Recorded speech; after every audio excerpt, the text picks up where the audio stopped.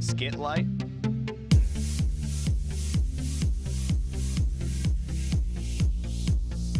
Yeah.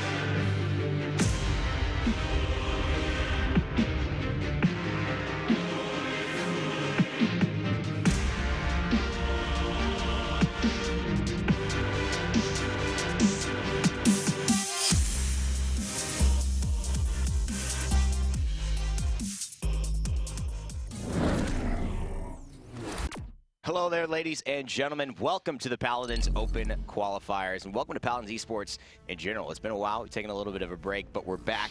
My name is Rain Day, and this is High Res Pretty Hair. We're here to walk you through the action for today. It should be an exciting one, Nick, and I know all of us have been eagerly awaiting this moment. Absolutely, and one thing before we get started here, guys. I would like to present to you We did it. Our chairs, guys. We did it, bro. It wasn't. This one's for you. This one's for you, Mom. And I want to say something about politics right now. I'm just kidding. I'm joking. No, we're not going to do that. Take that easy. We couldn't have done it without your help, chat. It's huge. This chair's huge. We're here. These chairs are the greatest chairs. They're fantastic. Uh-oh. There we go. We're back. We're back. It was worth it. It was worth it, guys. So we're here with esports. Now let's take things seriously, man. Come on, you got the bow tie. It's looking good, though. Thank you. I do like it. We got a lot of Paladins action coming out. I think most importantly, if you're just joining us, you want to know exactly what this is, what this means, what is this the start of. It's basically the beginning of a journey to our land that will be coming up in April. We've got every team available, starting fresh from the ground zero. It's been a hard reset for the esports. Teams and players have switched sides. We've somehow seen some of the juggernauts actually toss players over to one side or the other.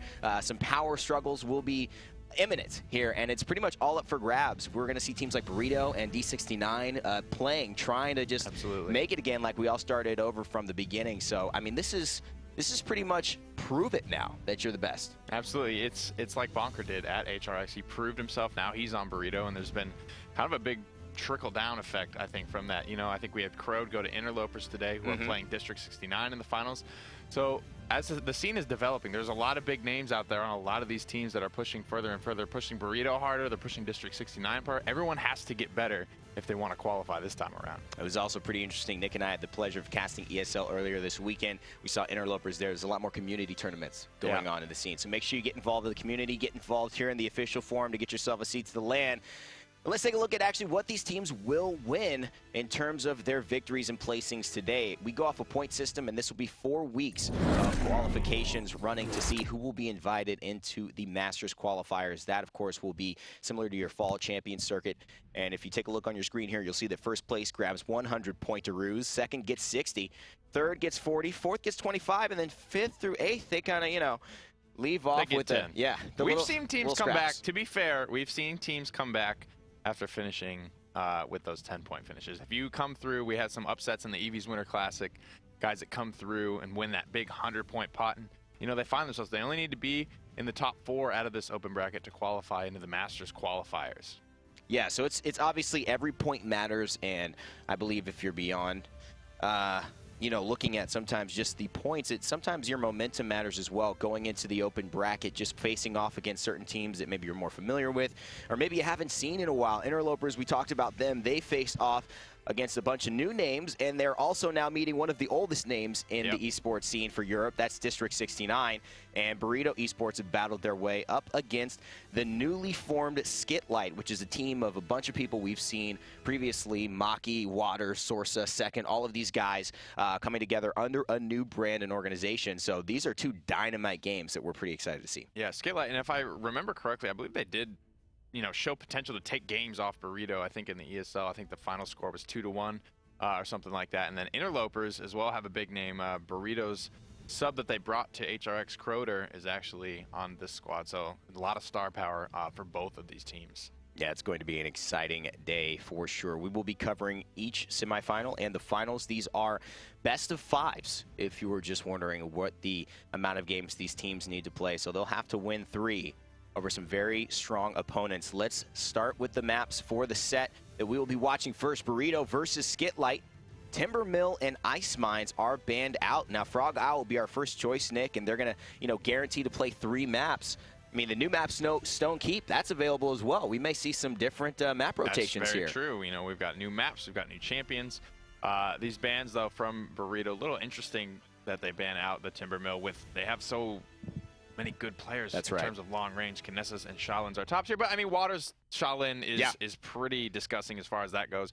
What is interesting though is the Ice Mines ban, because this is you know, as an underdog banning this against, you know, the reigning champions Burrito. This is a map that oftentimes can give you that 3-3 scenario where you can take it all against a team that might be outweighing you just a little bit. But Frog Isle, the big thing here for me is I want to see some Torvald in this map. Oh, I was playing this morning, and legit every game there was a Torvald on this map, and my Torvald pulled a quadra kill with his hyper beam off the map, clutched the game for us. Oh man, he's so valuable with that ultimate. It can change a game. Also, one of the things we saw be some of the maybe the Achilles heel of Torvald is feeling that you have to save it for that ultimate moment where you get your top play rather than just maybe using it to isolate or buy some time or some space for your team. And that's what's even good about Frog Isle is that at any point in a round, Hyper Beam has kill potential on Frog Isle. That's the big key for me here. All right, so let's go to the champion draft, see which teams will take which champions into this game one, this best of 5. It's the Paladins Open Qualifiers starting now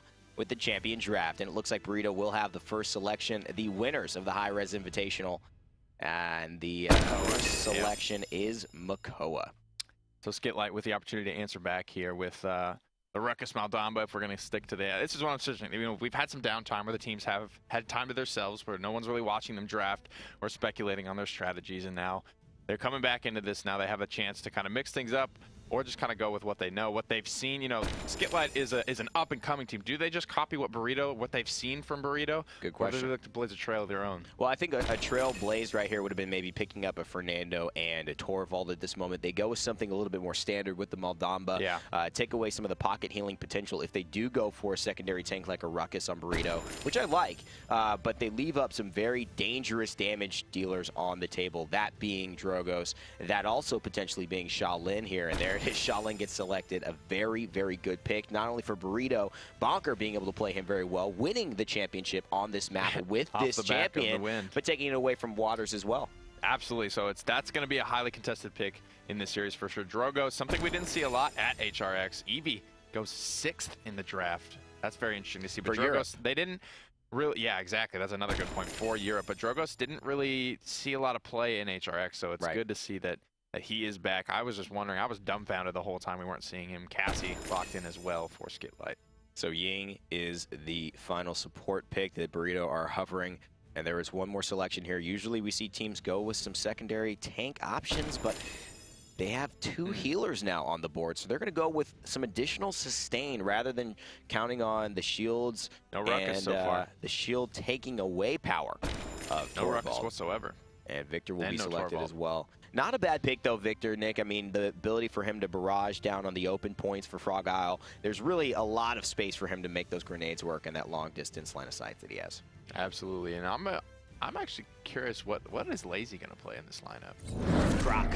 You think? I don't know. We'll see. Lazy, he's on Drogos. This is very, very surprising. Bonker's on Grok, huh? Of course, Lemonade, one of the new players as well, added to Burrito. He's shooting the arrows. Let's see if he can shoot them into his enemies today on the side of Burrito. Before this game gets started, let's introduce the players. Lazy on Drogos. Bonker on Grok. Thiel on his famous Makoa. Bird will be on the Ying, and Lemonade on Shaolin. Their opponents today fighting out of the red corner, the right side of your spectator UI. Skitlight will have 2nd on Maldamba, Waters on Cassie McKee, on Victor, Sorsa on Eevee, and Westo rounding things out on Fernando. 3 cauterizes right off the bat for Skitlight on all great characters, able to spread that around very effectively and shut down both of these healers coming out from Burrito. Bonker going on the right-hand side. He's got a little bit of wiggle room as a flank, potentially to pressure out some of the backline targets with that shock pulse, get the slows, get some damage because of the fact that he's got another healer on his side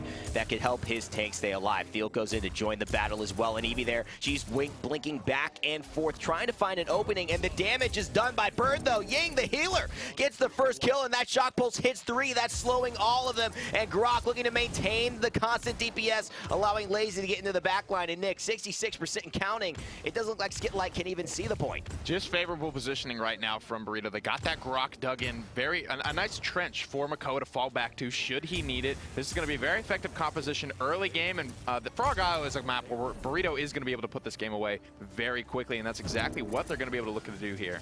They're looking to put it away quickly, and they've already done the 25% of the job, essentially. They've got 1 point out of 4 that they'll need, and 2 minutes and 12 seconds for them to push this payload to completion and get themselves another point. Of course, if they're able to defend Skitlight, they will be going into a 1-1 tie to start next round. So very important for both teams here what happens in the next 2 minutes. Absolutely. Lemonade moving up here. The new player added to the roster of Burrito goes down. Waters picks up one. Sorsa gets Bonker in the backline. That's going to be the full retreat call likely from Burrito right there. It's a tough corner to break, and Burrito find themselves broken as they try to round about the halfway point of this payload push. Now just getting back from spawn. Notable ultimates on board, going to be that Barrage.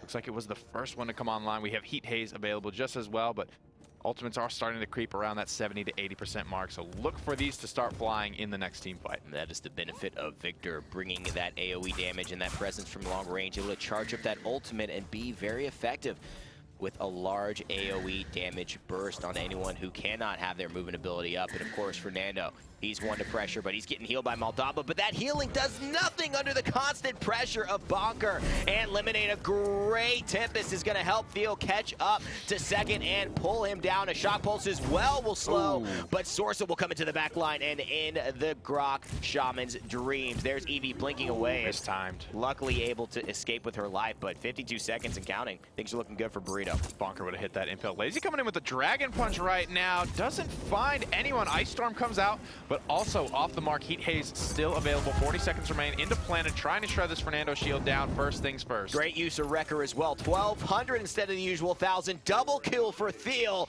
33 seconds, but they don't need any of them because they're going to go ahead and take a 2-0 lead over Skitlight early on in this game one.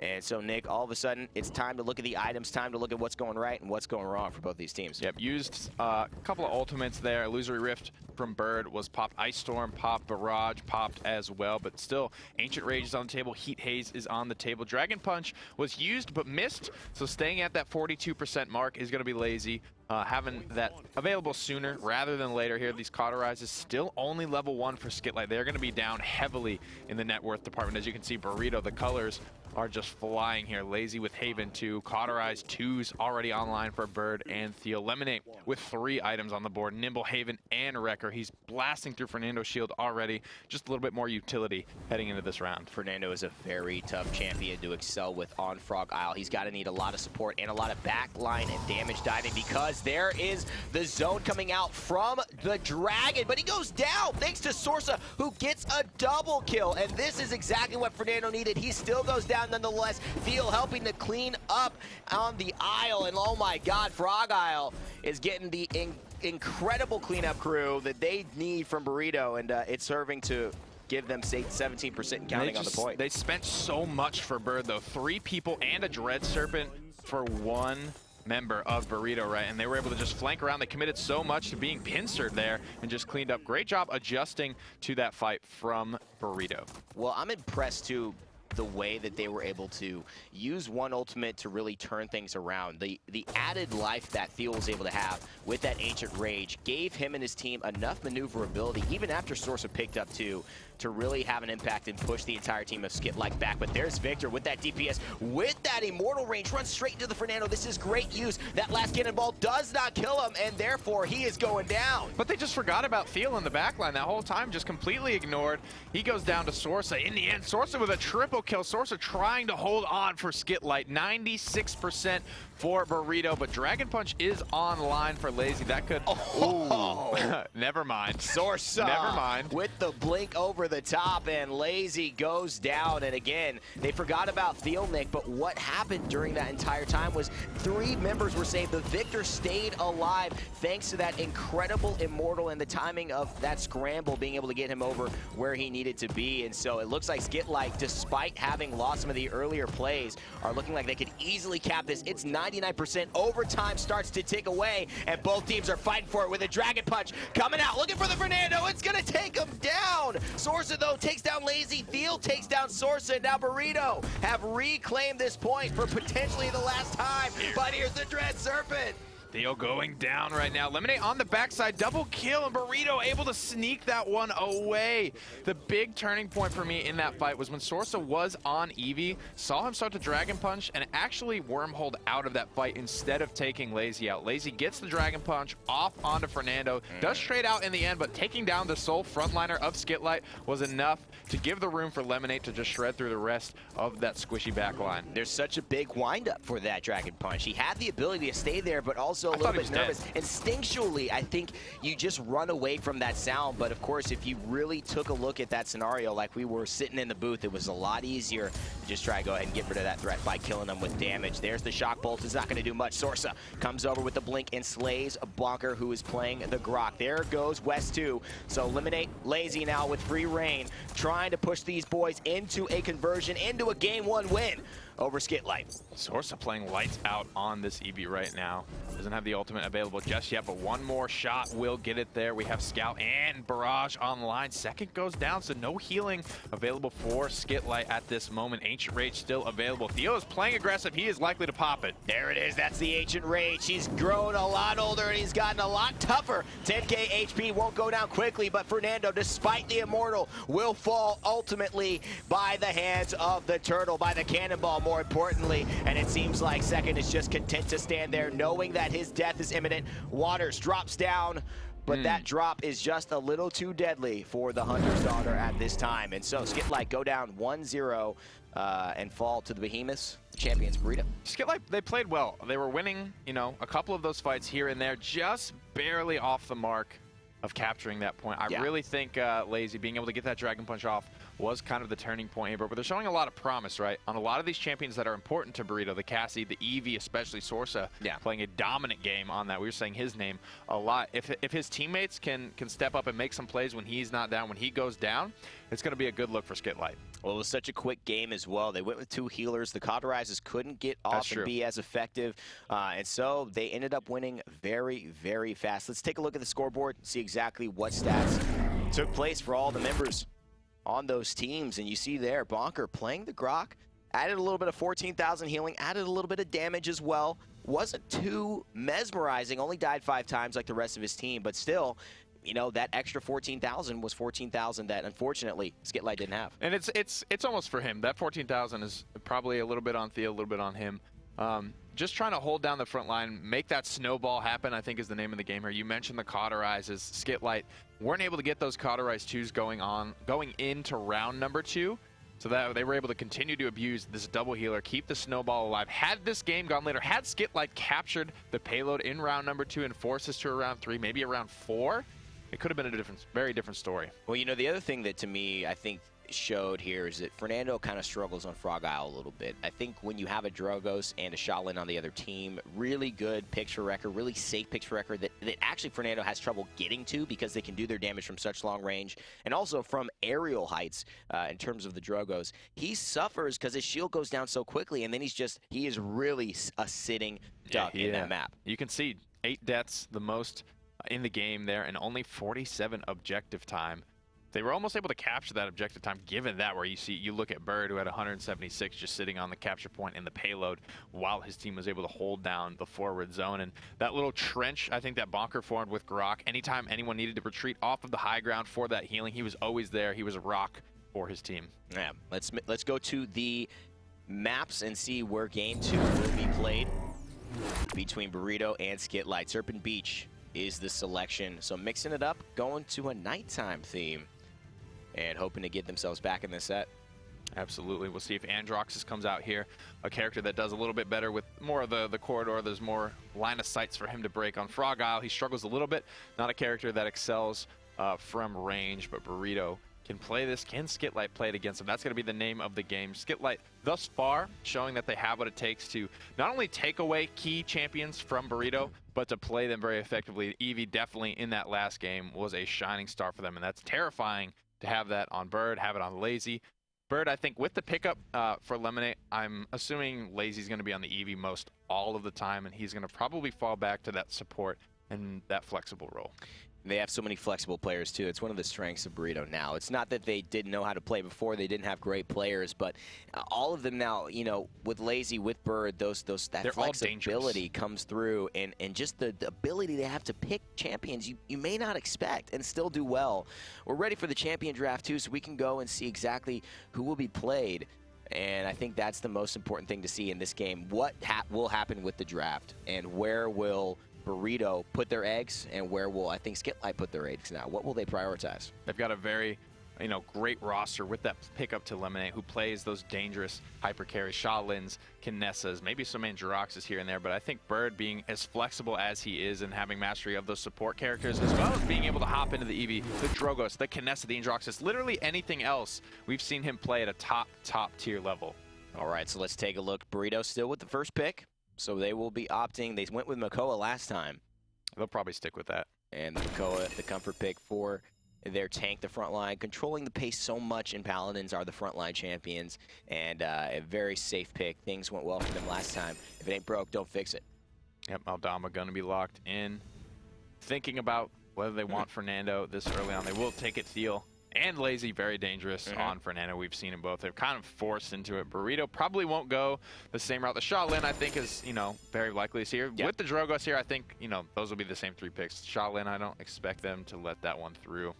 But we could see, largely the same run back of the draft at this point. Yeah, we could. I mean, I don't think that Skitlight Maybe not the Grok. I think Skitlight's map, the map for Fernando and Maldamba, that open space was just a little bit too much for them. In many ways, you think, oh, Maldamba has access to heal people from far away and stay under cover, but I think Fernando, that pace of their fight was determined too much by how quickly his shields got burnt down. So he has a lot more room to duck and cover here on Serpent Beach, a lot more aisles to kind of get away and make them really commit to going into the backline if they want to take him down. And their Eevee Cassie gets selected, all the comfort picks, but here's the change, Nick. Ruckus. There's the Ruckus, the swap to the double frontliner here. This will likely take the place of Grok. Grok could still fit in here, but it will be the Ying to round that out. Probably going to have Bird on the Ying. I'll be interested to see who plays the Ruckus. I know Bonker has the ability to play. Might be a troll here.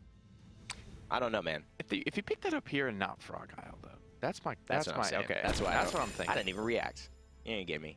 No. Couldn't get me there. Come on. And Torvald, a character that relies heavily on consuming the shields of the enemy team. And Ruckus, he is a frontliner, but so much of his mitigation comes from Impulsor Field, not so much from emitter. Emitter's only 3,000 of your shield. And if you regenerate as Torvald, you're getting close to 3,000. You're getting 2,200-ish shield, depending on your loadout, that you're able to just recharge on your own. So not a great look to pick up the Torvald in this situation. Yeah, and there's just not a lot of great uses for the ultimate as well to get maximum value. Not a lot of places to knock people off the map where he'll be standing, which is near the capture objective. Here it is, game 2 coming up between Burrito and Skitlight. Burrito 1-0 over the boys. Eliminate on Sha-Lin, Bonker on Ruckus, Lazy on Drogos, Bird on Ying, and Thiel on Makoa. Skitlight will have Sorsa back on Eevee, Walters back on Cassie, second back on Maldamba, Maki back on Victor, and Westo back on Fernando. 2 cauterizes immediately out of the gate, 2 wreckers as well, 3 cauterizes and 1 wrecker. Going to be the name of the game for Burrito. Morale boost also onto the Maldamba, trying to get that Dread Serpent alive and well. And oh my god, Sorsa taking a lot of poke there. So is Sha-Lin as well in the back line. All of these champions are dealing with it. Great advance by Bonker to get himself under cover in a safe spot. Fernando gets stunned there and coming down to the ground. He needs to be careful. And there's Lazy just finding himself around this corner, getting healed up by Ying. This is a pretty good point fight for both teams so far. 2 deployable clones just pocketed right there. So much healing for Burrito. Any sort of poke that Skitlight is landing right now is just getting healed up, and given that they have the double frontliner, they're more confident heading onto the point. First blood finally going to fall for Burrito. Lazy gets the first blood onto Maki, and so 57% and counting on the point. Burrito are finding themselves in the driver's seat again for this game 2. And now it really is up to Skitlight to make something happen. Cassie, she's dodge rolling in the back line, but she hasn't found a target. She's gotten poked out a lot. She's going to need to make a move right here and quickly. And again, West2 goes down. Bird's constant DPS, a double kill from Ying. Don't put Ying on the highlight reel. Nice! What? Oh my god, a triple kill coming out from Ying. Bird is just showcasing this healer. I mean, at another level. The quad at HRX with Ruckus, the triple kill here. Quad with Grover too. With Ying, just I don't know, man. That is a highlight flex player right there in Bird. Not only being able to play all these characters, but have those clutch moments, those triple kills, those quadra kills with some of these off the beaten path characters when, he's almost a master of all at this point. He's shown that he has the ability to play all of these characters, always putting his team in the situation to win, running the drafts, giving his team that space to draft, whenever they get it. he's going to be able to play it. You need that selfless player. You need that person who's going to do what's best for your squad. And it just seems like Fernando hasn't been able to find his rhythm there. Great healing by Moldamba to keep him alive and keep him in a little bit of a safety zone. But Bonker, Maki, what you doing, buddy? Bonker's just banging away with these laser beams, and he is going to take you down if you step anywhere near his line of fire. And that's exactly what you did. The Victor falls. Skitlight cannot hold right now. It's a minute and 27 seconds left, but again, it's looking like Burrito's not going to need all that time. Hexafire is available. Dragon Punch is available. He's going to rip through the last of that shield and blast Westo down. Zoning coming through. Everyone participating in these kills. There is a lot of snowballing going on for Burrito right now. 2 ultimates used to punch that one through. They're getting in their head right now, Nick. You know, they're not even letting him out of base. They did need to do that. They're just flaunting that they are a better team right now. Is this something Skitlight needs to deal with immediately, not let themselves get tilted? Absolutely. You know, the momentum is definitely on Burrito's side, especially being so close. We don't know the comms of Skitlight, but being so close to that capture point, playing that fight very largely, especially if you're a Sorcerer, it's got to be a little bit frustrating to not get that, then go down another 2-0 to Burrito here. Cauterize 2's online for Bonker, Bird, and Thiel, so a lot of anti-healing. Second is already going to be struggling to pump these numbers out. Wrecker 1's online to try and do what they can to punch through a lot of the shielding, but I just feel like there's not a ton of shielding coming out right now. Thiel very rarely puts out his shield. It's only to, you know, protect Lazy or whoever he's bodyguarding. And Ruckus, like I said, that's only a 3,000 shield. That's 1 or 2 shots. Well, so much damage initially in these fights. Are getting poked out. Finally, Lazy takes a bit of damage. There's the Dread Serpent. They want to focus the carry on Burrito, but they cannot find him. They don't convert anything, and now Thiel gets a kill on the second after a very good, well-timed Dread Serpent that could have changed the fight, but they just had no damage to follow it up. Absolutely. Lazy here, 45%. Bird already closing in on his second Illusory Rift ultimate. That's just a AoE, spawns a crystal basically on all of his teammates to just give them a little personal pocket healing. So this is why Burrito is just, they're always healthy with this Ying, especially with Bird landing constant damage, keeping that ultimate charged up. 70% already on the point, looking to close things out early. Well, not only is Burrito making a statement right now, Skitlight, they're finding themselves without words currently because they, the new team, new org, trying to make themselves a bit of a name, getting to the semifinals and being shut out so far, haven't won a point. And this is definitely something they want to change eventually. Objective captured. It will continue to go this route heavily in Burrito's favor.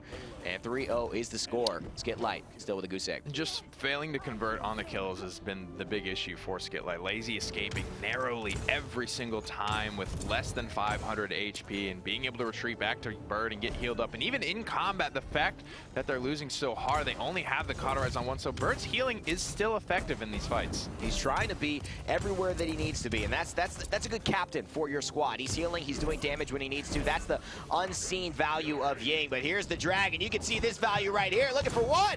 And he's gonna get him the healer on the side of Skitlight goes down. And that is second, falling to Lazy. Eliminate takes down Sorsa as well, so no Winter Witch. Nice shot by Waters though. Will end Lazy's day. And can Waters and the team of Skitlight make a bit of a comeback here? Escaping with 500 health. Now Waters into the backline. This is the kind of picks. This is what swings fights here. When Lazy goes down, Waters gets into the backline here, but he's missing shot after shot on Lemonade.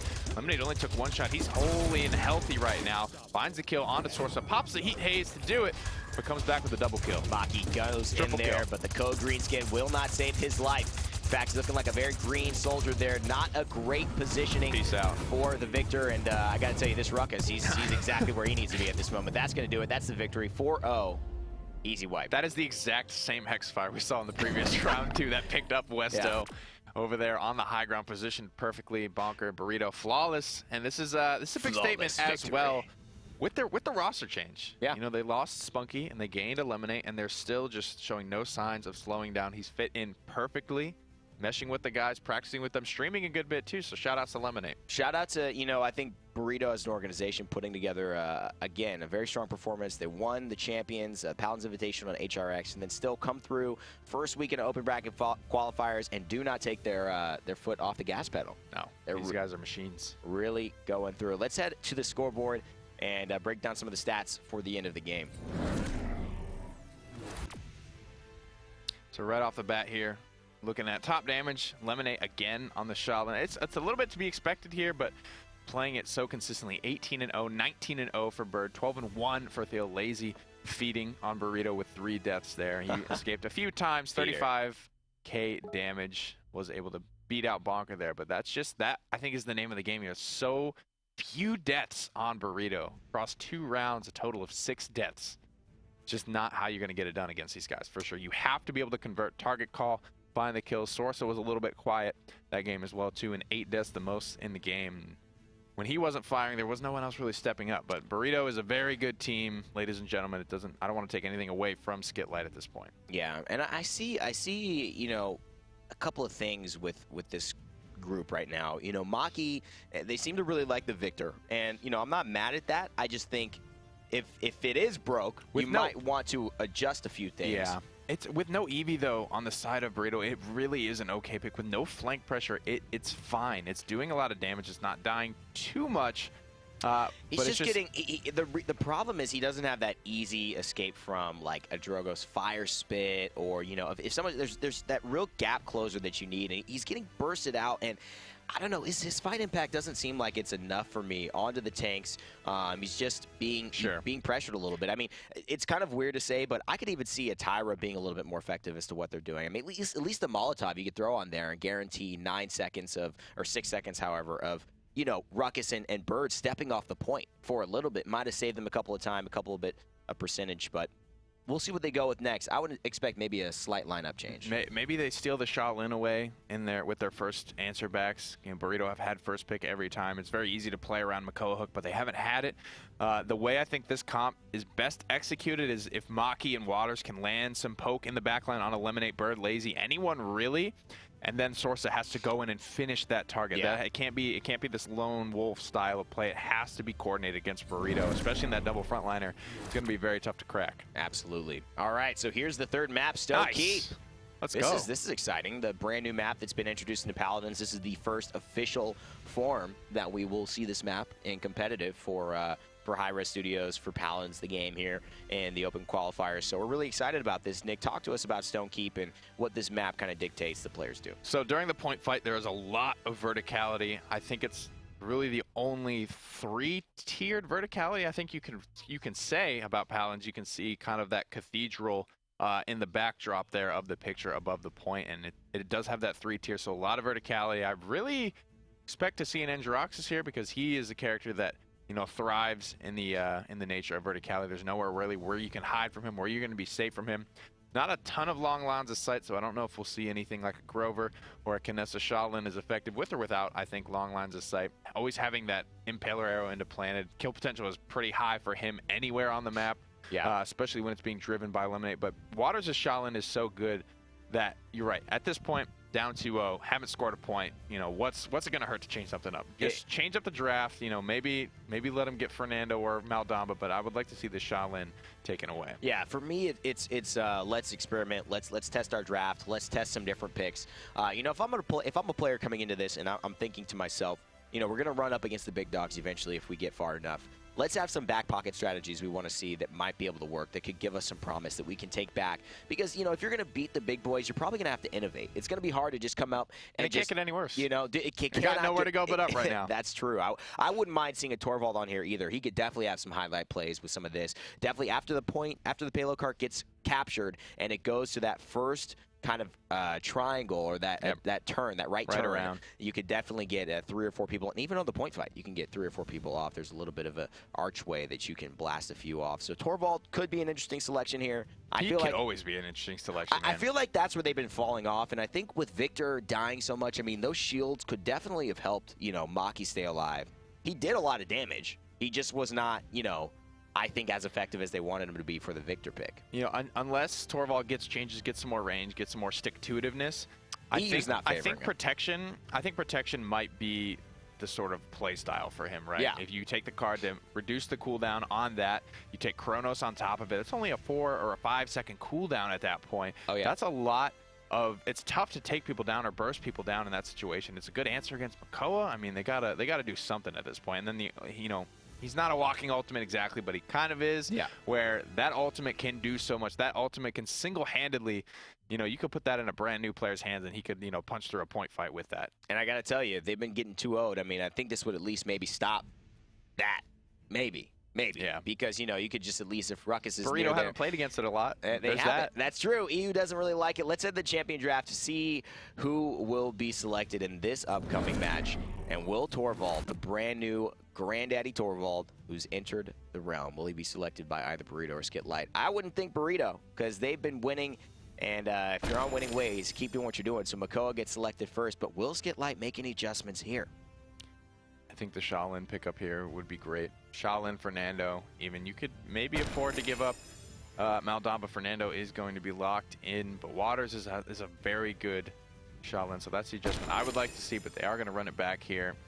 You know, we say, you know, mix something up, and it could be that much more dangerous if you let Fernando and Maldamba go over to Burrito as well. No, that's true. That's true, but again, you know, we'll see. What are they favoring? They may not pick it either way. I think Burrito, they're very flexible. They know that they're going to keep doing what they're doing. If this just runs the same way, they're probably going to be okay and content sticking with it. But look, Shaolin giving up, actually. They take the Cassie. This may be a bit of confidence from Burrito saying, I just want to play Cassie this game. Or could say, maybe we think Cassie's a little bit better on this map than Shaolin. Taking the Grok away is Skit Light, so showing maybe that they're looking to go for a snowball victory over Burrito before those cauterizers come into play. Ruckus here. This is going to be the call, but picking this into a Drogos here, I mean, Burrito could even go Bomb King at this point, I feel, and just smash this point up, because they are going to be all over Planet. Another good option for them. Skit Light with double healer double front line is going to be so clumped up. It's just going to be how much stopping power can Burrito draft to try and punch through this? I don't mind this, though. I think they're missing range. They're missing range here. Despite Ruckus having a little bit of range and reach, and Grover's going to do it. Here's the switch up, man. Well, you know, Nick, we said if it ain't, you know, if you're down, you can't hurt. Nowhere right? to go but There's up. nowhere to go but up, and this is exactly what they're really putting our words to the test here. I like it. 3 healers and 2 tanks. I'm excited to see it. Skit Light. I'm trying to make it happen against Burrito. Will it happen? Or will this be one of the biggest failures we've ever seen in the Paladins esports? You know, realm? shout outs to these guys, though. They just lost 4-0 in 9 minutes, like just over 9 minutes. It literally can't get any worse, so just trying to figure it out. You know, not being stubborn, making these adaptations, I think, is what is going to make these guys great someday. Skit Light, Maki's going to be on Grover, second back on Maldamba, Waters on Grok, Sorsa on Ruckus, and Westo on Fernando. And Burrito will find Eliminate on Cassie, Bunker on Shaolin, Lacey on Drogos, Thiel on Makoa, and Bird on Ying. As this point continues to start, we are going to look at a brand new map here, Stonekeep again. First time we've been seeing this in the competitive scene. And both of these teams looking to potentially flank on this upper ridge. This control is very important, but they're so brutal. Fire spec! Oh, he missed it. That is huge. The block from the Fernando shield is so important to that. And there's Ruckus, and now this could turn poor, but Bonker gets a kill on the Waters, and that's exactly what Burrito needed. There's just so much damage coming out of this Drogos right now. Bonker, Lemonade, Lazy, you're seeing the names all over the kill feed. They have so much damage, so many wreckers as well, to just punch through that death ball composition. 51%, 45% already on Lazy's ultimate there, 47% on Heat Haze, 42 on Scout. These guys got a ton of damage done in that fight. Well, they're going to go pause that game, Nick. They're going to say, fellas, lag. We were lagging. That's why we lost that fight. You know, something didn't go right on that fight. Did you guys notice that? When we all died, I think we need to make an adjustment here. I think part of it, too, is that they took a really close quarters fight against, you know, Shaolin, who could easily plant. They took one against Drogos, who could fire spit. Despite him missing it, he got 2,000 or 3,000 damage off easily with those first 2 rockets. He still got another 6,600 damage in that clip. Yeah, and then force them all separate. I mean, it was not their favor to fight that fight. They only had defense. There was no way they offensively beat Burrito in that close engagement. They're looking to do it again, but the clump is so good for Drogos. They're literally being countered. They picked into this counter, unfortunately, and the healers, trying to be a early game composition, are just falling and falling to their knees in prayer to the Dragon Lord here. He is just ruling the skies with just no question. Slow-moving, big targets being ripped apart by Drogos. That was my biggest concern for this composition going into the Drogos from Burrito. It's proven to be pretty effective here. He's got his Dragon Punch available. Literally any target that you hit is worth at that point. All of those targets are pretty tanky on Skit Light. I think 2650 is going to be the lowest HP on Maldamba for that squad there. So just basically free reign with his Dragon Punch. They're just staying in there, and I get it. And I think, you know what, maybe if they get a pick on the Lazy, they can win this fight. I think that's what they need to look at. If Lazy goes down, if Grover can land a crippling axe throw onto him, they can get him, but there's no time. There's so many kills. Double kill from Lazy, triple kill, quadra kill. It's looking like Lazy is going off, and Bonker picks up the final selection and ends the trees. So there is no Grover on this battlefield. Pretty much there's nobody on the side of Skitlight that can contend, and there's just no range to be able to deal with this dragon who's in the skies, Nick. Yep, just inches away from conversion right now. Dread Serpent comes through, so this is the potential for Skitlight to turn this around. They find Lazy, they find Bird. Theo answers back. Bonker still on the high ground. So much damage here. The Whirlwind's going to keep everyone from Skitlight alive for the time being. But for how long? No, they can win this fight. I mean, if Drogos is not in this fight, that's why I'm saying, you know, if they get rid of the Drogos, they're okay. But the fact that he is still here and has been so hard to deal with is... He respawns. Exactly. And the fact that they just don't have range. That's the problem with this comp. They don't have range to be able to deal with him in the air. Skitlight's composition is designed to win the point fight. And if they don't, then they're likely to lose the round. Sorsa getting a double with the Hexafire. This isn't a high kill potential composition. This is designed to literally just throw a ton of HP and healing on the point and hope they come out with the payload there. So gonna be struggling to hold this one off. Respawn proximity though in favor of Skitlight right now. Dragon Punch gonna be that free pick to bust things open for Burrito whenever Lazy should choose. And this is the right move. Oh my God, Theo! Cheeky. Says to take it later, but he actually stays alive and does not go down. Sorsa though does follow, and that really was one of the only ways they were gonna be able to deal with Lazy, who's just floating on the backside, handling Grok. The Ghost Walk comes out and he's waiting for the fire spit damage. Only 565, and he will not die, but he's recharged his ultimate, and that's exactly what he needs. That's one of the only ones that's gonna be able to stop him here. And despite Sorsa getting back onto the capture objective, his team and he himself as Ruckus will fall, and that will be a 2-0 lead again to Burrito.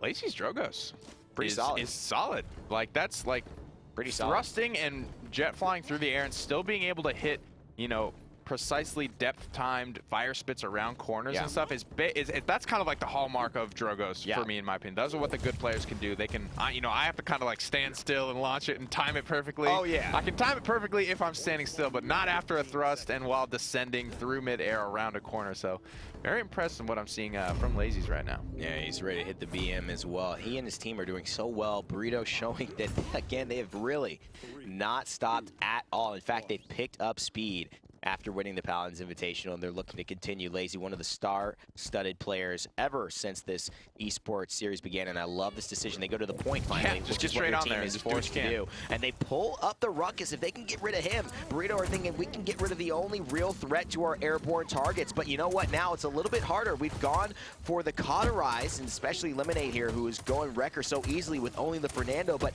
they've been able to split up their cards here. A good drafting decision, but it's not a good playstyle decision, unfortunately, not being able to counter any of the mobility and the air threats that Burrito have. And though Skitlight gets 74%, Nick, it's 24% counted now into Burrito. Now they're coming back with Dread Serpent, with Whirlwind, with Tempest, with options to be able to punch through here, dive on the point.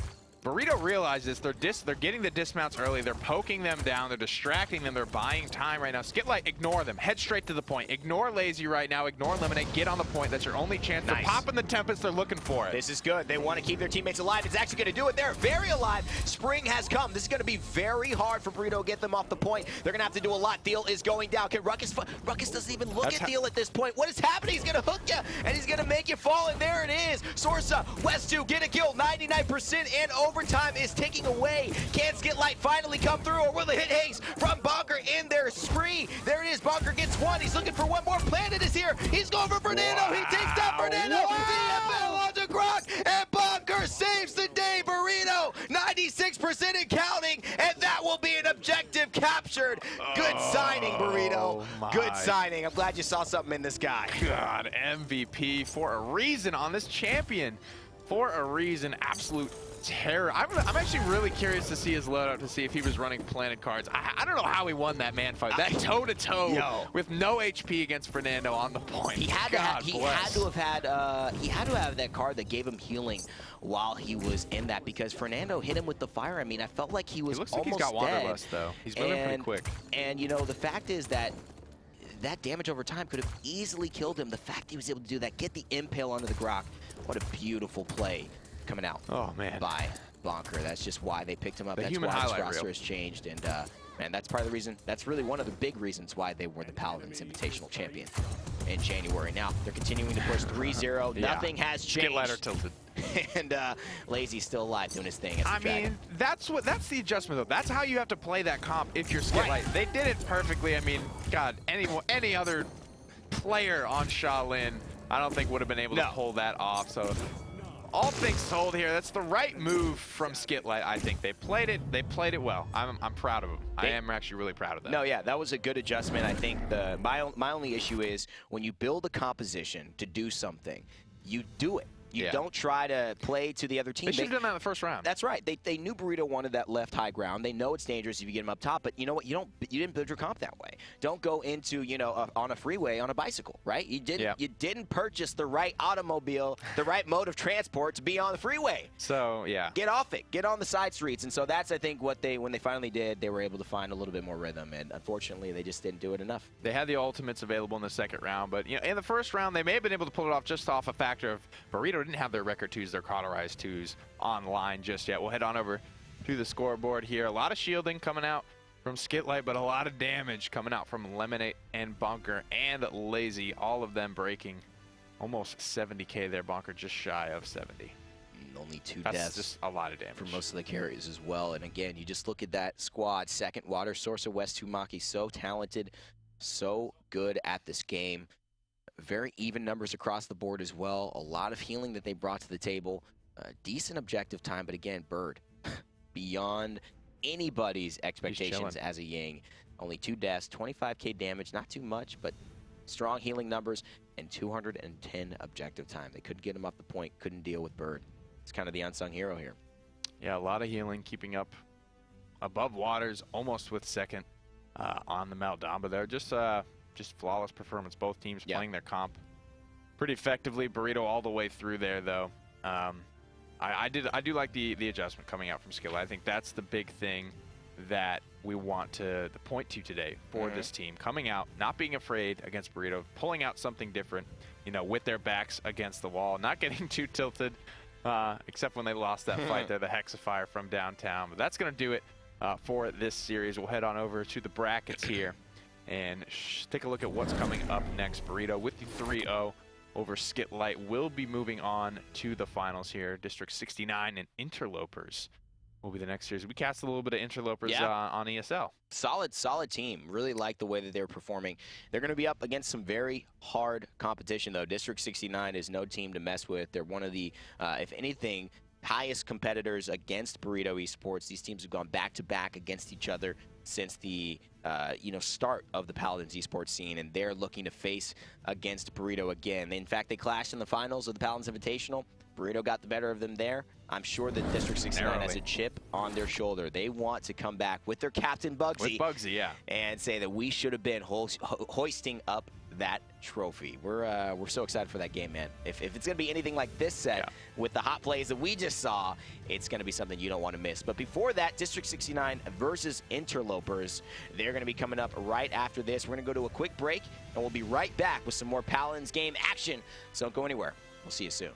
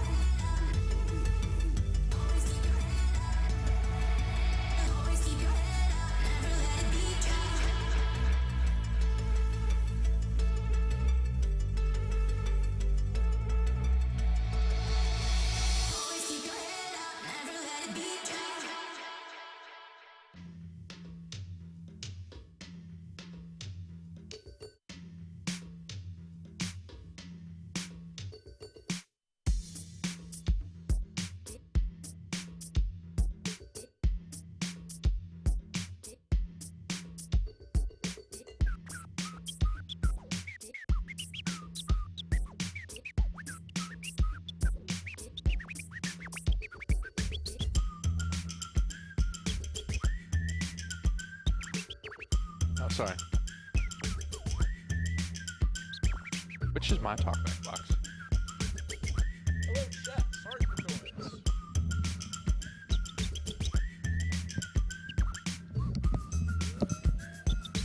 Hello, chat. Sorry for the noise. Boom, boom, boom, boom, boom. Boom, boom, boom, boom. Boom, boom, boom, boom. I've never heard this. Me neither, dude. Da, da, da.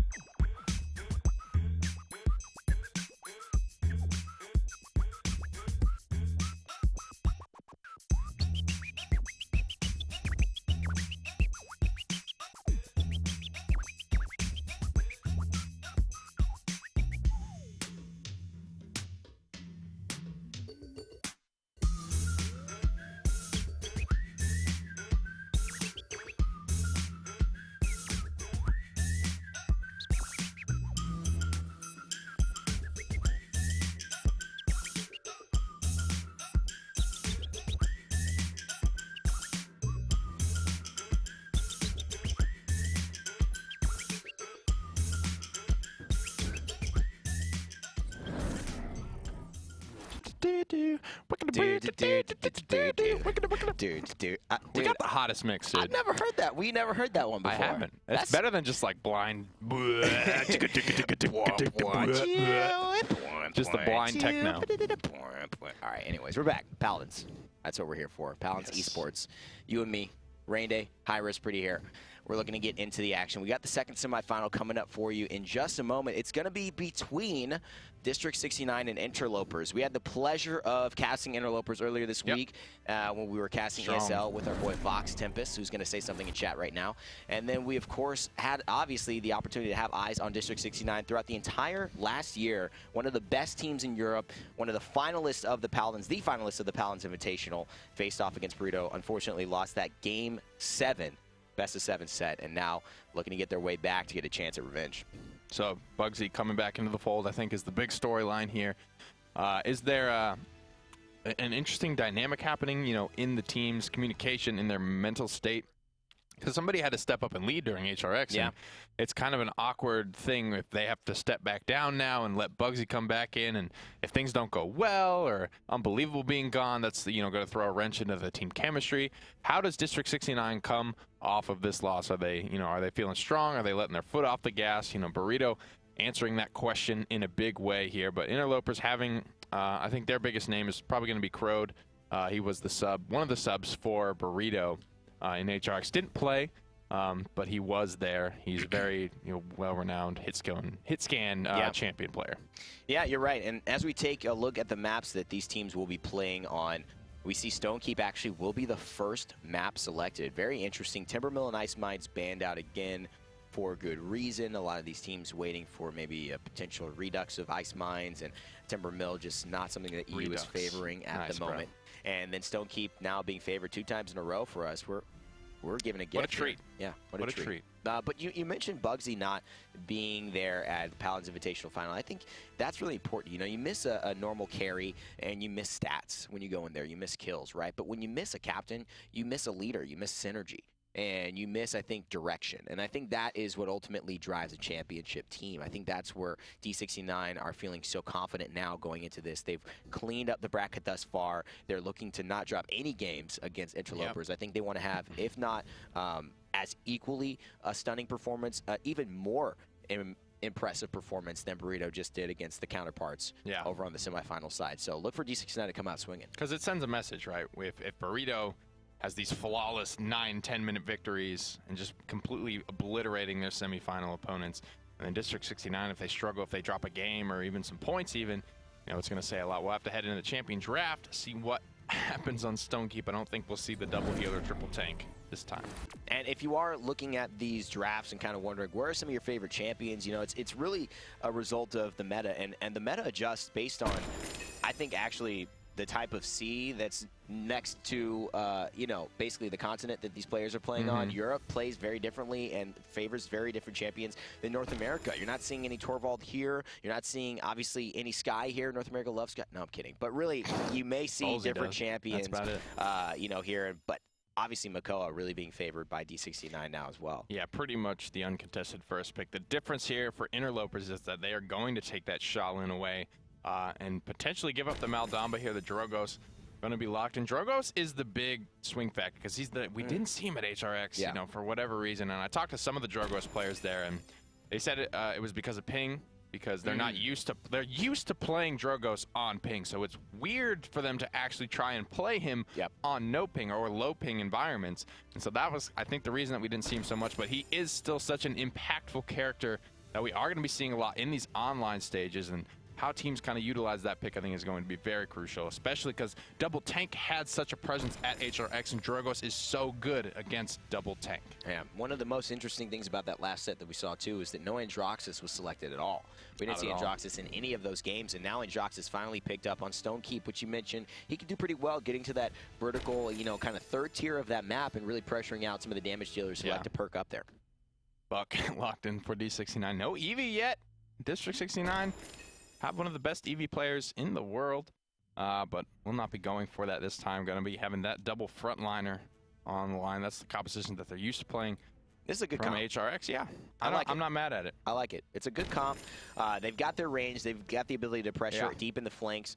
You saw in Stone Keep not having the ability to kind of get to some of those targets really hurt, you know, Skip Light and being able to pressure Burrito. And now I actually kind of like both of these compositions. They both can do different things. They both got a lot of damage and pressure, some frontline presence as well. It's going to be a good one. It's going to be absolutely coming down to execution here. District 69 will have Shippa on Ruckus, Elven Path.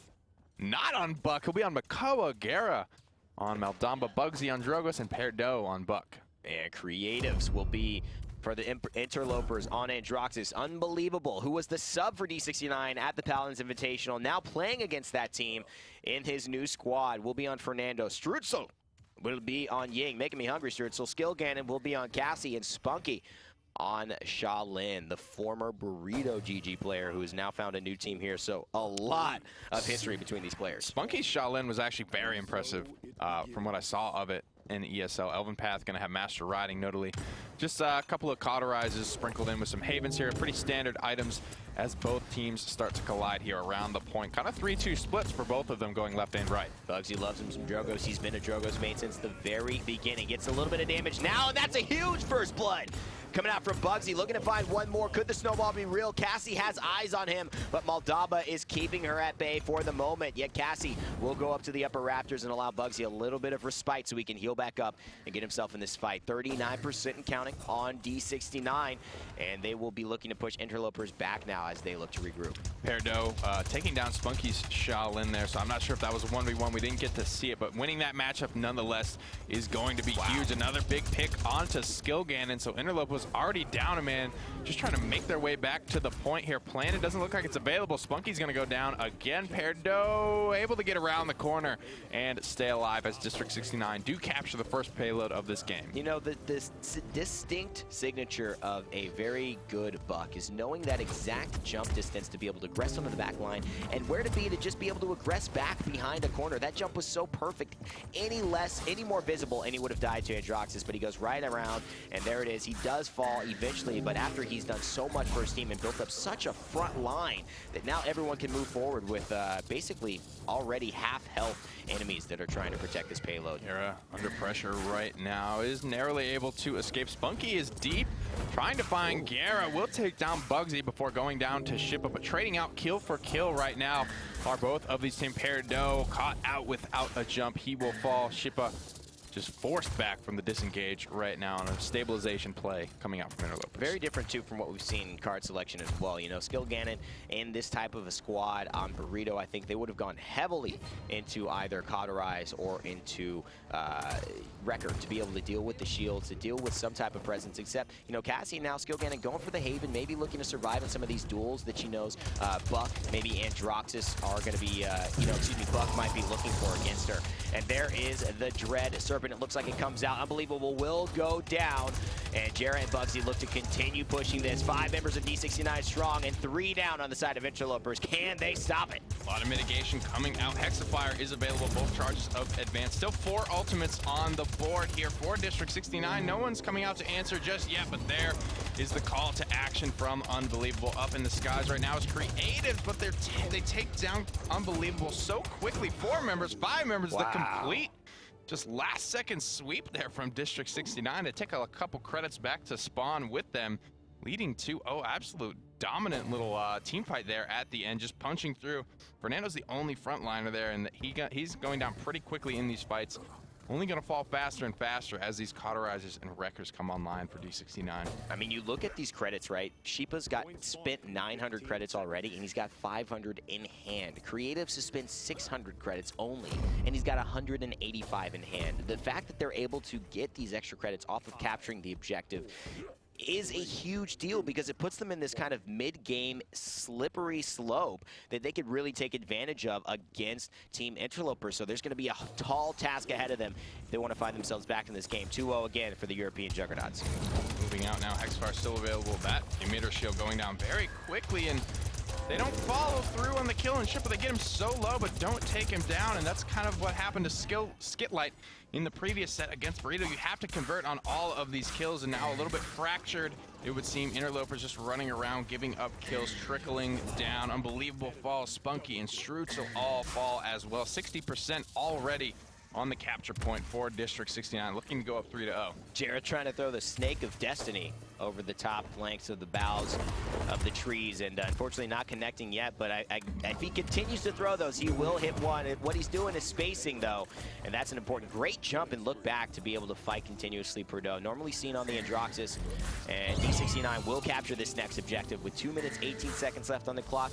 All they got to do is push this one in, seal the deal, and take game 1.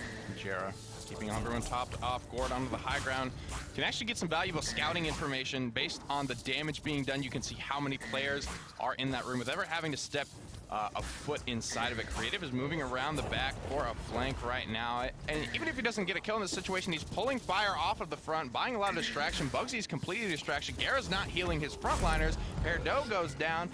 Overall, a nice play from from Creative to try and shift the focus off of the front line. It's good. It's buying them some time, right? It's not going to win the fight. In fact, it could come back to haunt them. They need to capitalize on it now, because this is when D69 are low. This is when they're vulnerable. If they commit too much, though, they could lose a lot, and they do. They lose their front line.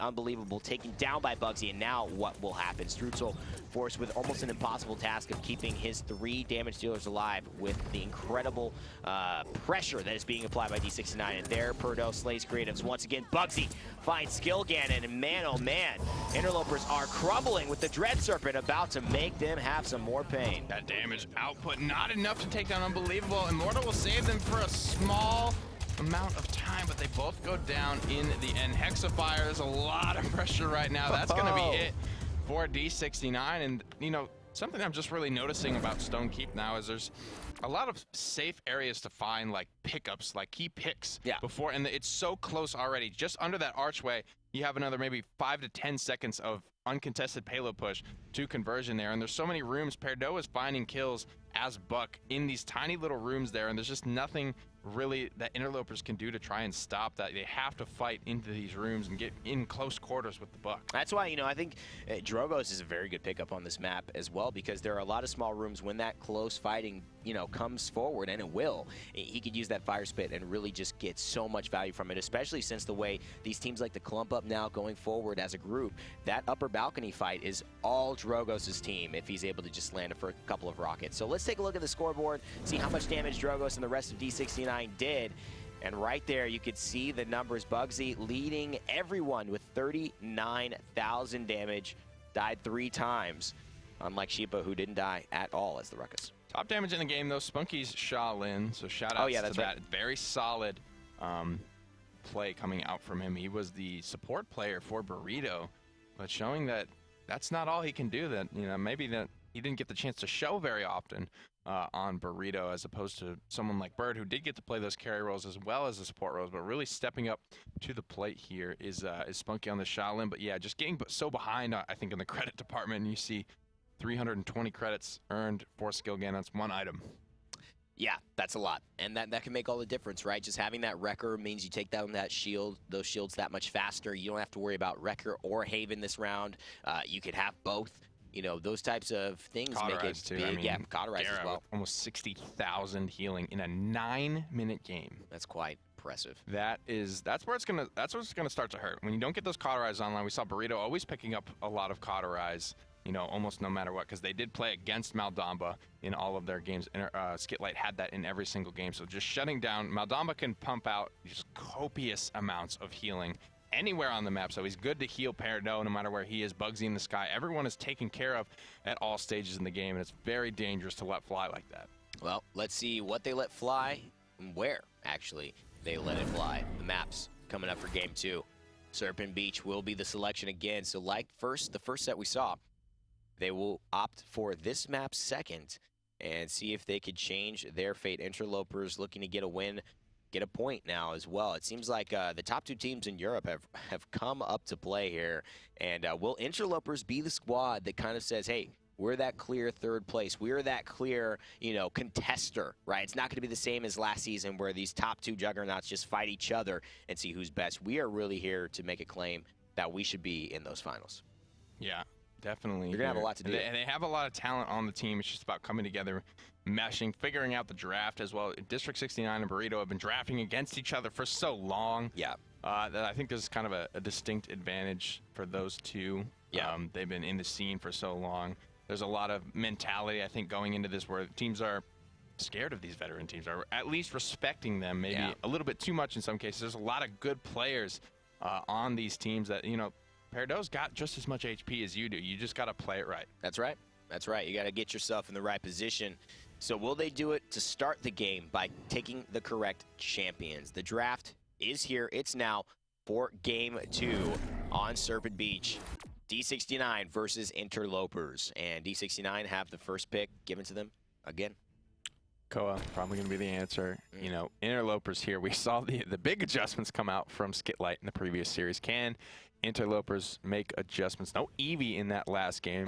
I expect that we'll see that. Maldamba, I think that's a good takeaway from Gera.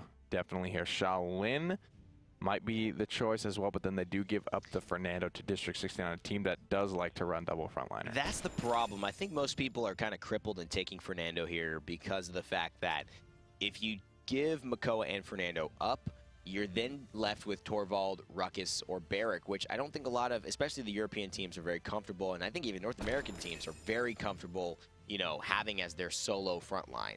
And so Makoa and Fernando really going toe-to-toe here as well. Makoa being favored because of his offensive capabilities as well as his tankiness and pacemaker there for the fights. And Shaolin and Drogos selected to go in tandem with him. And do Interlopers even pick up Ruckus at this point, because Shaolin and Drogos are so effective at dealing with double frontliner? I don't know that that would be the answer. I like going into the Cassie here.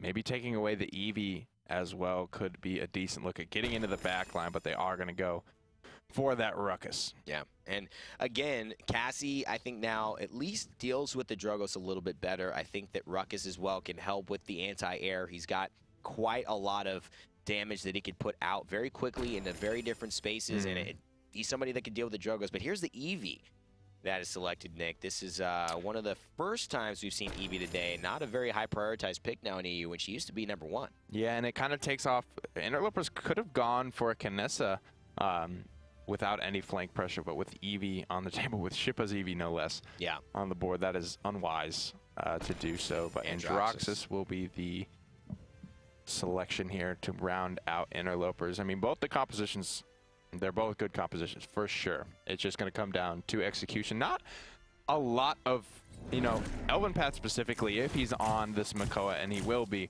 isn't Makoa's solo frontline can be kind of tough to pull off. You know, his shield's only got 6,000 HP. Elven Path doesn't really play the frontliners as kind of, I'm going to sit here and hold the point down and protect everyone. He runs around, he's looking to frag.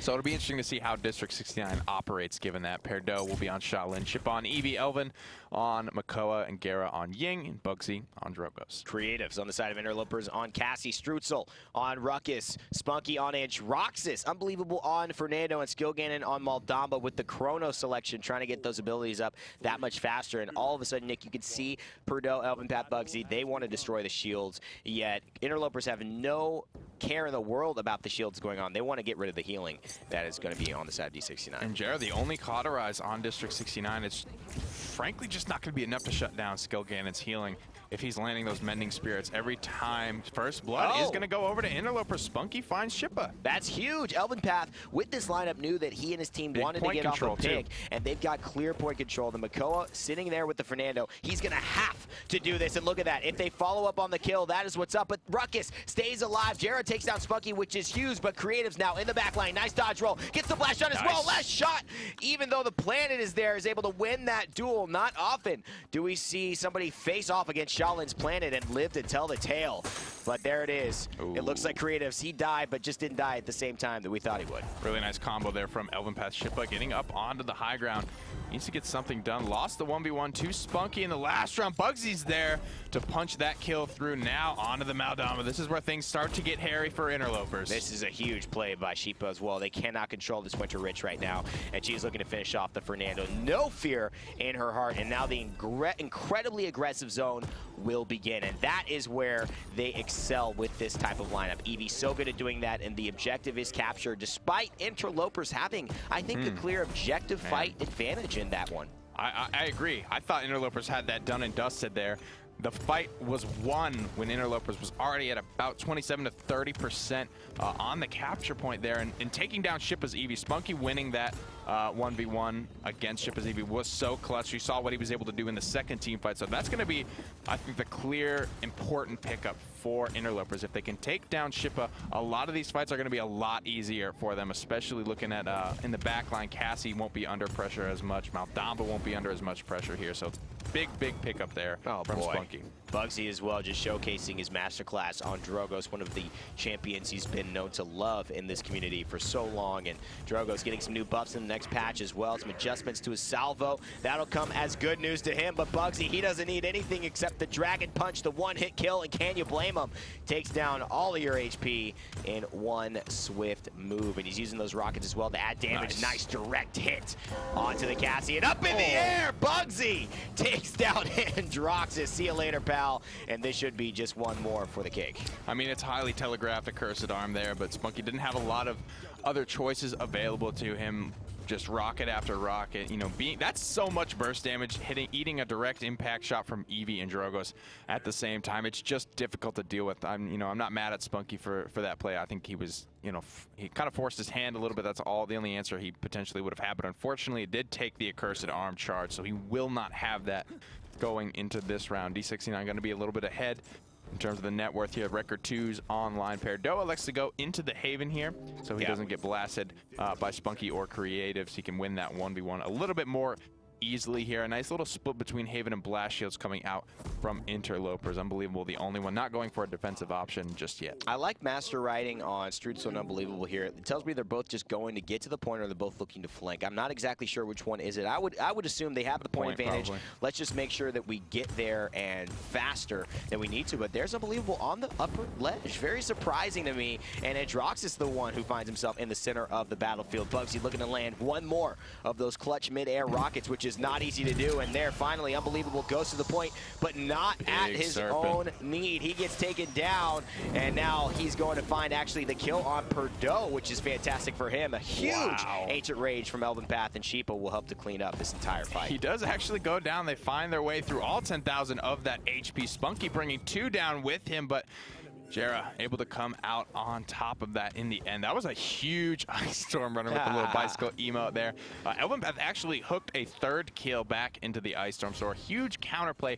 Had they cleaned up Elven Path off the back of that Dread Serpent, that would have been an extremely different fight there. So just finding the low health targets, making sure you confirm kills is going to be a huge part of Interlopers coming back into this one. Oh, and they got Spunky as well. Bugsy looks for the Dragon Punch, but he looks to take out the carry. No, the tanks can't do too much to him. He's going to out DPS this Ruckus. He said, bad time to reload, dude! And so he does not get the kill onto Bugsy. He's going to float up into the upper ledge of this map, and Serpent Beach will be his for a moment. And that moment will extend a little bit longer as he slays creatives and helps Elven Path to avoid any pressure coming out from Spunky with the Fire Spit and some nice downward facing projectiles. I mean, that was such a close fight.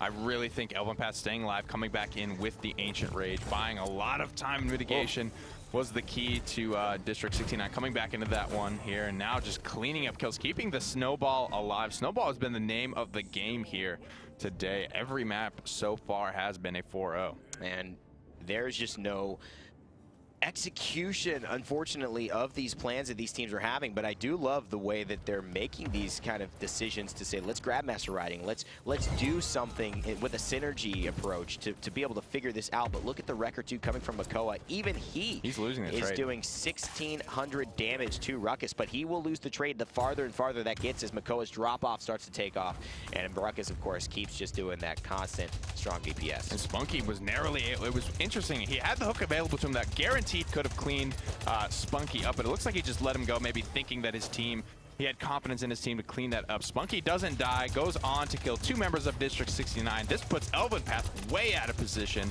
Yeah. He got cleaned up, and as a result, District 69 lose that fight handily, and Interlopers find themselves back strong on footing here for the defense. There's a minute left on the clock. Interlopers looking to stave off D69 for a moment. They were on strong footing until Bugsy appeared, and he's going to take down Unbelievable with an unbelievable play. Only 13 health to his name as he took down the Spaniard, and now he will help his team to move forward with 42 seconds left on the clock. Nick, this could be a conversion if they play this one right, and it looks like so far they have. Heat Haze still available. Peardo doesn't find the shot onto Spunky. Spunky extremely low. He's going to be very important to the continuation of this fight. Taken out of the sky. Hexfire comes out. District 69 just hang back for a moment, letting that one expire here. Planet is now off cooldown. It's stunned into the wall, but the payload gets in the way. Wanted to get over his head. He actually has the Immortal come through to save his life for just a little bit longer, but D69 eventually will taste the sweet, sweet flavor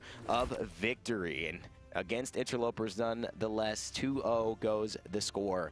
And again, no team has been able to take a game off of the European final winners or finalists from the Paladins Invitational yet. And it's game 3. It's all or nothing. Can they bring themselves back into it, Nick? Or is D69 going to clean sweep this one? I'm thinking this could easily be a sweep again.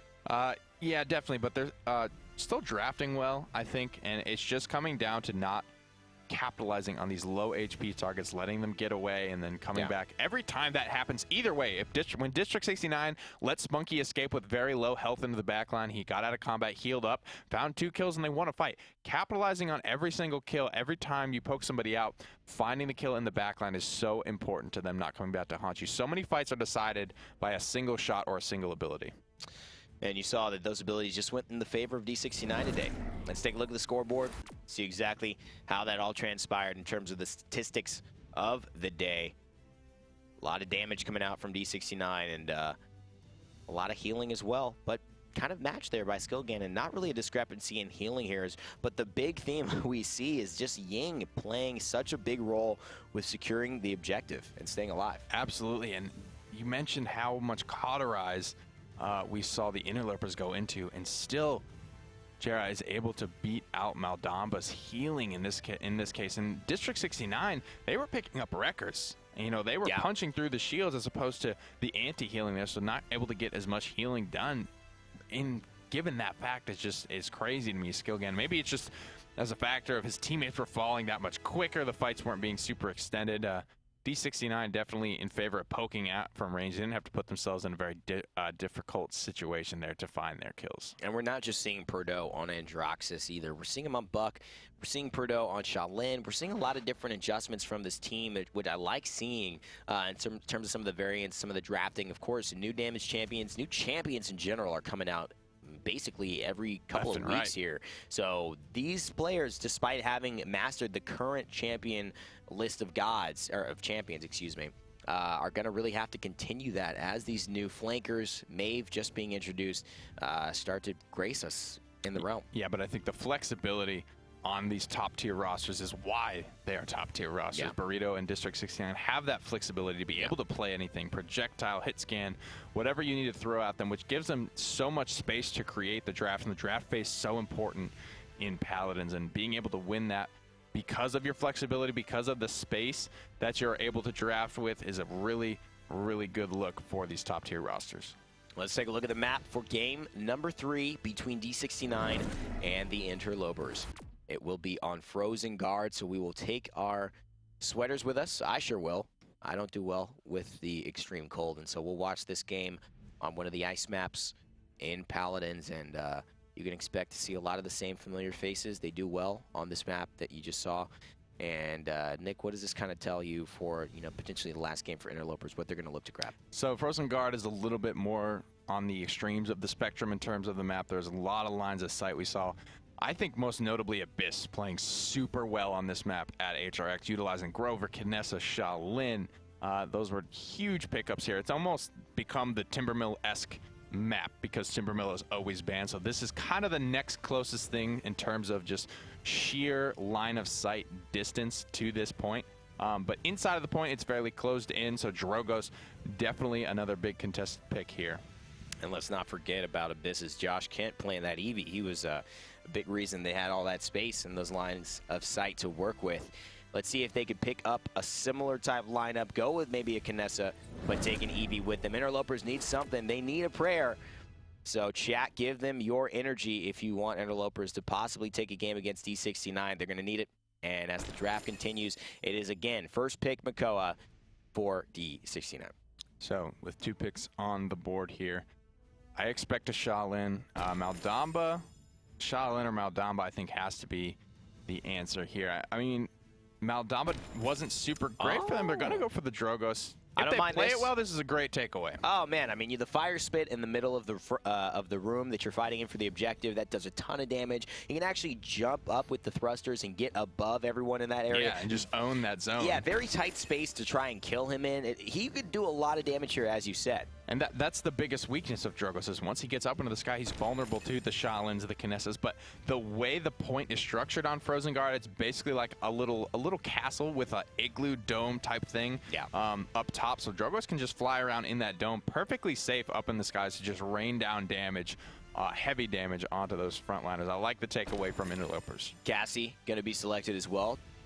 Good thing. She could do, she's essentially that fast projectile like Shaolin to where she almost feels like hit scan. And again, the Eevee taken here. This could open up some room for Kinessa.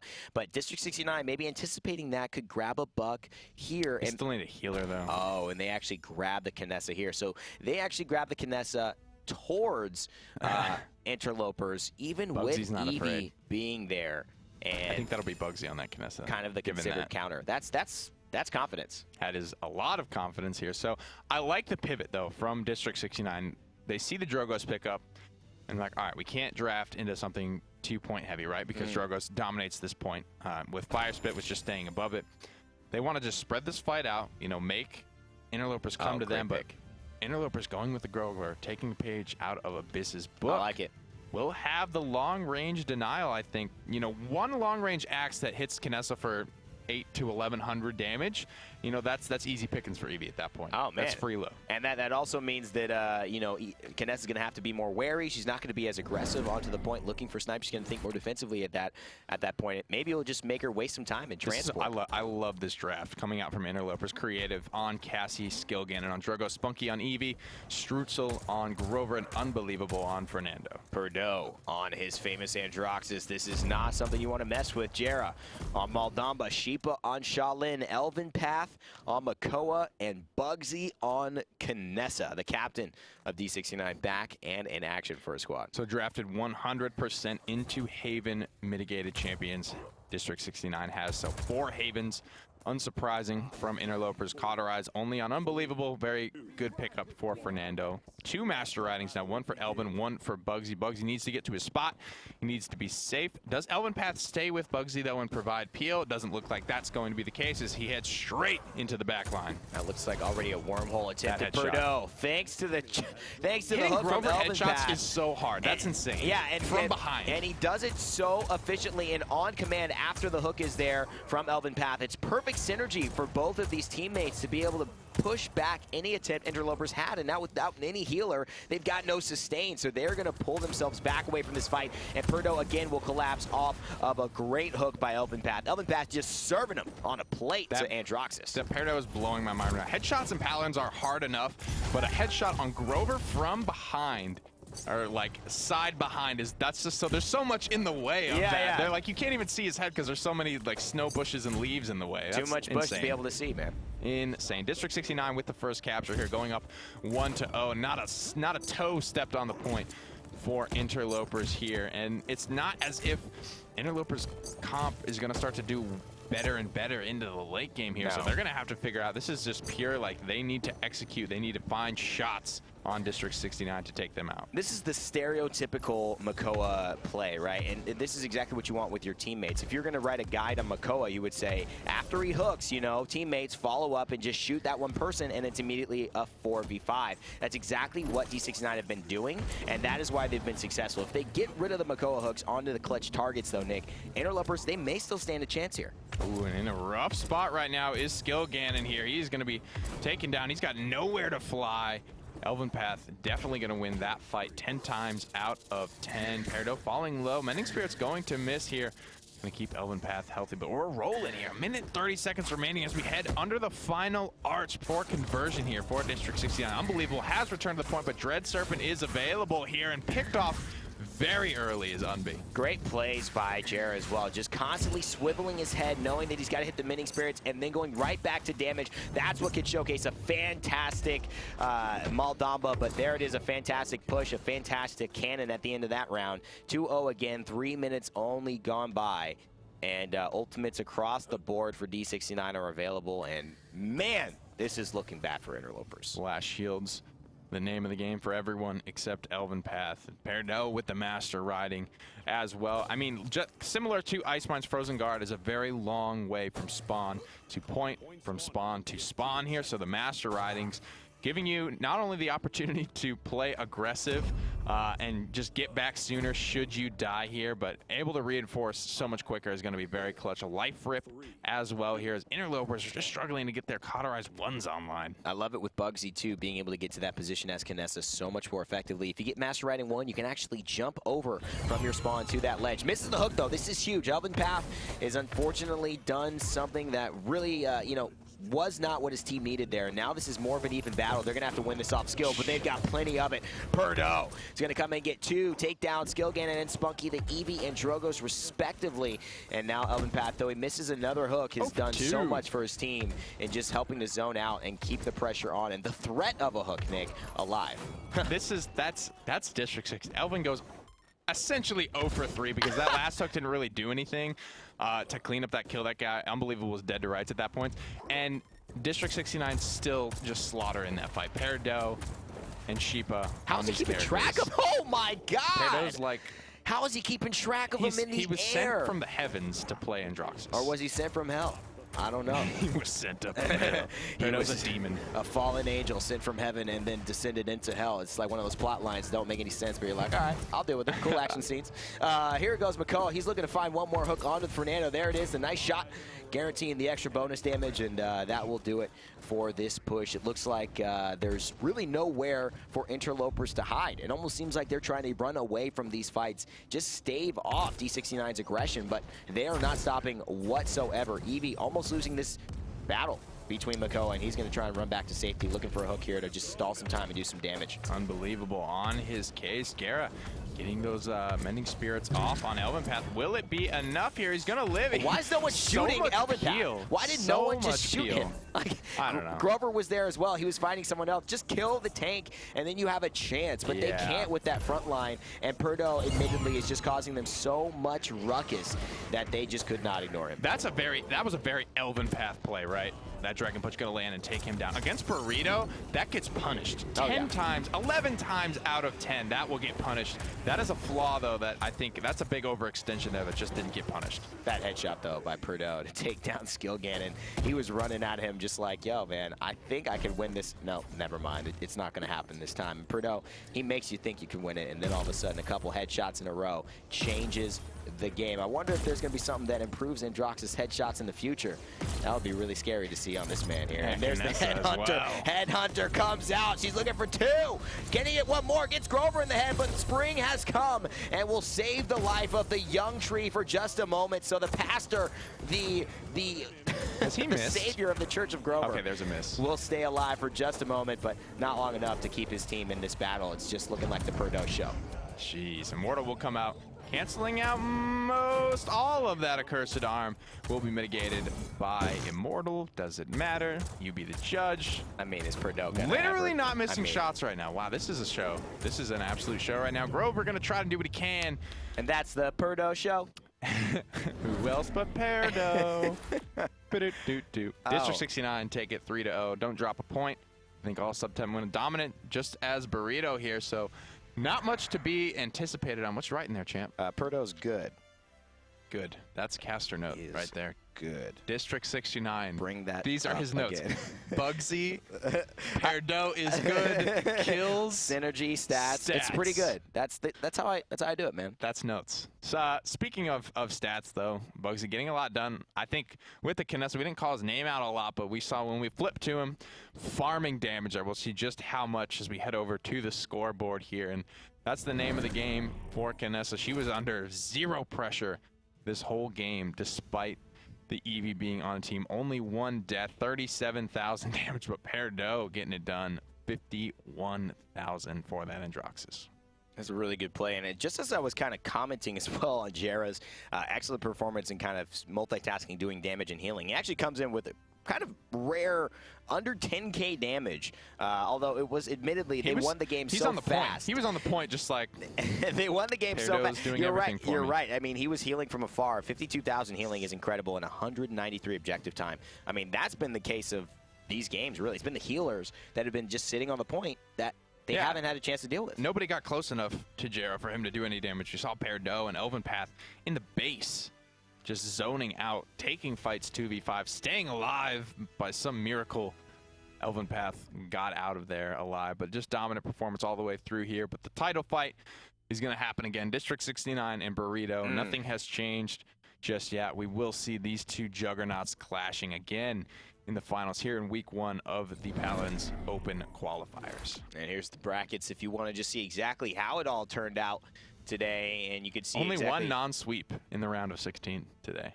Yeah, and teams that unfortunately we weren't even aware of now here, and not being able to get shown. Interlopers were the ones to defeat the winning team from that 2-1 E2N, and of course they met their demise against D69. Burrito did the same against Skitlight, and now Burrito and District 69 will face off against each other in the finals of this first week of Europe's Open Qualifiers, and a lot on the line. And it's the big thing here for Skitlight and Interlopers is not to get discouraged. We saw good adjustments coming out, I think, from both teams, but you know, keeping your foot on the gas here and making it to the semifinals and maybe taking games off, just showing progress against Burrito and District 69 is the name of it. The more you get here, the more practice you get against these teams. That's why District 69 and Burrito take games off each other. They play each other all the time. They're drafting against each other all the time. They know how they play. So the more that these teams are making it to the semifinals, playing against D69 and Burrito, the quicker that gap is going to close. And that's what they're all looking for. Congratulations to all the teams who have made it this far.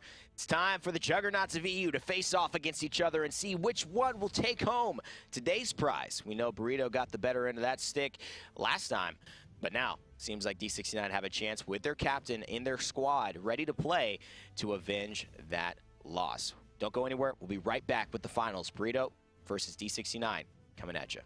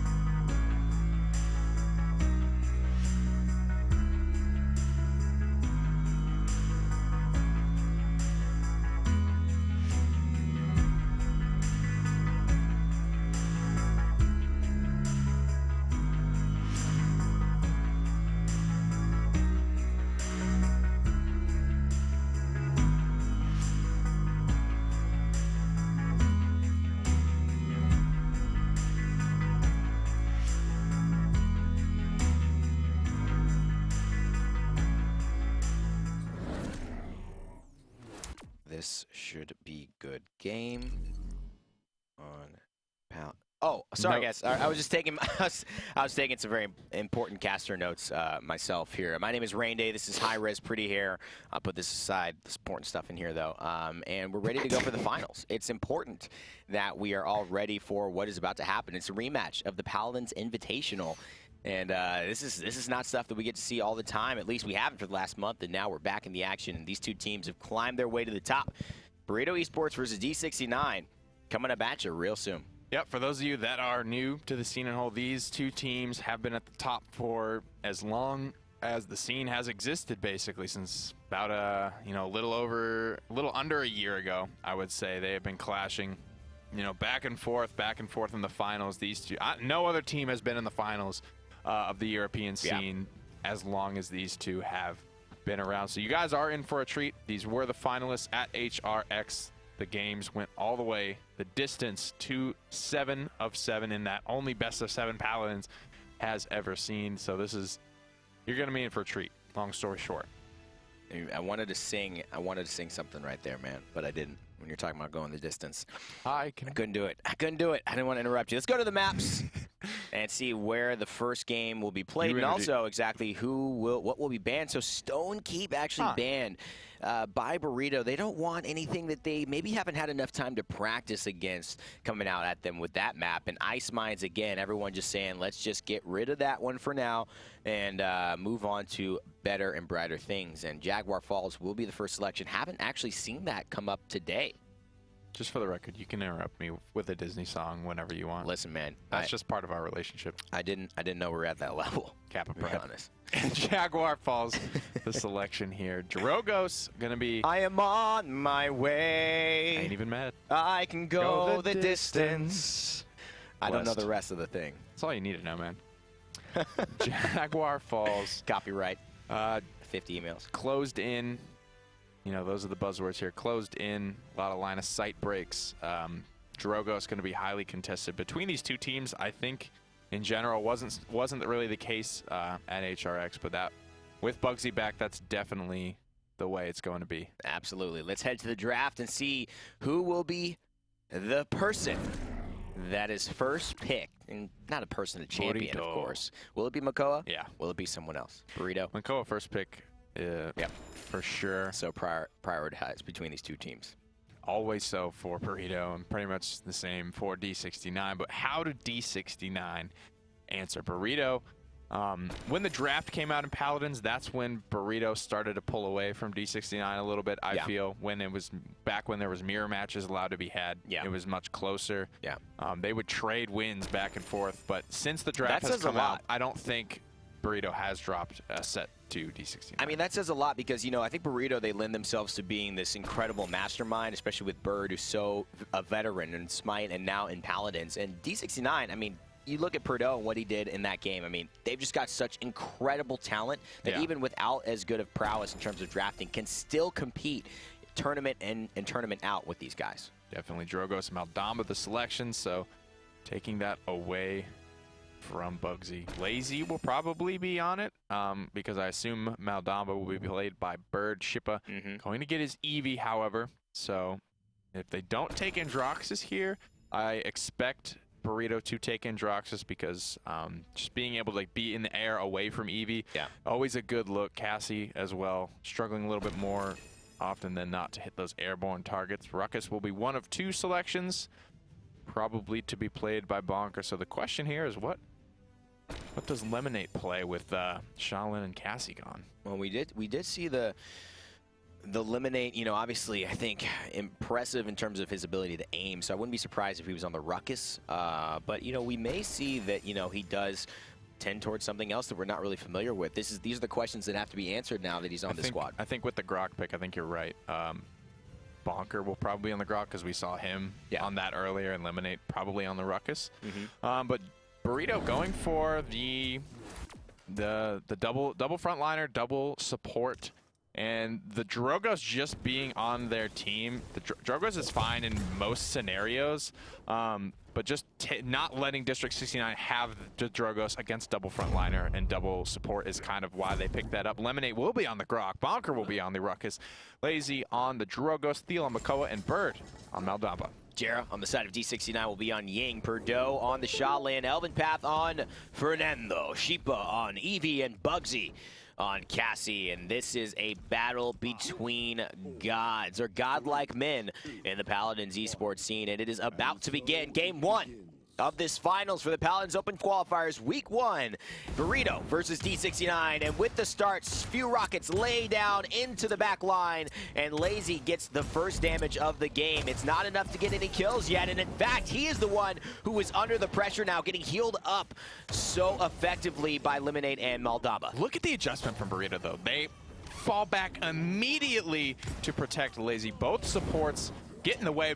Everyone on Burrito is tanky. First blood and second blood, third blood as well, going to District 69. So blowing this one wide open. Lazy not connected with his team right now. Uh-oh, Sheepa, could you get it? Sheepa grabs Lazy, and despite a great fire spit, it is looking all D69 right now. 51% and counting, and Bugsy, he's not scared to go forward zone. They need it. Elven Path is not sitting on the point. In fact, they're letting Jera, again, keep himself on the objective while the frontliner goes ahead to zone. So a good adjustment to keep Lazy alive, but then Burrito got split up and never kind of synced back up and got together. Lazy was off by himself for the most part in that fight. Elven Path is in the back line right now, pressuring out Lazy, not letting him get anywhere near the point. 93%, but Burrito in control of it right now, trading out kill for kill. It could go either way at this point. Huge that Ying is still there. Jera still alive to give a little bit of respite to Fernando. Despite that shield not taking too much damage, he's allowed to heal up during this process as well. Now Thiel is in trouble. He could go for something like an off-the-map hook, but he doesn't have enough life to get there, and now Lazy back in the fight. But with Dragon Punch, this could be huge. He's got to get a big fire spit, though, but one kill on Fernando could swing the day. That's going to be it, and that will not be enough for his team to follow up. Overtime ticks away, and nice shot by Bugsy to secure it over Bird, and that's D69 leading this game 1-0. Dread Serpent was not quite available, 97% when Bird went down. Thiel able to clean up Shippa. That's going to be, I think, the key here, because Shippa really kind of split Burrito up, and that was the reason why I think they lost that first fight. So taking him down, and the longer this game goes, the harder Burrito's composition will fall off here. So a great start here for District 69 to be able to grab this first payload. Great plays by Bugsy too, just staying aggressive, not being afraid of the combination of Maldamba played by Bird, and of course Lazy playing the Drogos. That will, you're not allowing that to really affect him and his aggressiveness. I really do appreciate that about Bugsy here, and you know what? I'm sure D69 will appreciate Perdo stepping up with the impale into the quick reactive planted that will secure the kill onto Thiel. Bugsy taking out Lemonade as well, and the problem with Burrito's team composition right now is that Lazy's Drogos is the only one that really has the stopping power to win to carry a fight on its own. Yeah. You know, Thiel can get a pick. Ruckus might be able to clean somebody up, but Lazy is going to be the one that's going to do most of the damage. Here comes the Hexafire to try and stabilize. Bonker picks up Bugsy, pokes a bunch of people low. Lemonade cleans up Jera. There's the stabilization play that Burrito needed. That was so huge as well by Lazy, because if Bonker gets Lazy in that fight, then Bonker stays alive, and that's a heck of a lot of damage. And look at the Sheepa going to stay alive, potentially. Lazy trying to aim those rockets. He does not aim them at the right time, and Sheepa will not have to deal with that respawn timer. That could make all the difference here. 48 seconds and counting for the boys of D69 to finish off this push, and Burrito are doing everything they can. Dragon Punch, Elven Path immediately. Get that Immortal off of the table as soon as possible. Dragon Punch can be charged back up in 30 to 40 seconds. Immortal cannot, so that's what I would like to see come out. You know, District 69's in not a position to be aggressive right now. Jera's poked out, Sheepa's poked out right now. I want to see the Dragon Punch come out to try and bait this Immortal out sooner rather than later. The issue that happened last time, and maybe his hesitancy though, Nick, is the fact that after he did that, he died immediately, and they still lost the point fight. I know he's trying to be selective, considering Drogos has that moment of vulnerability when he goes into that zone. He wants to get some of the damage dealers maybe off or low, low, thinking about their own survivability. But at the end of the day, he's not able to help his teammates here. He's going to make sure Lemonade goes down. Lazy's going to follow down because Bugsy's in the back line. Ancient Rage will come out.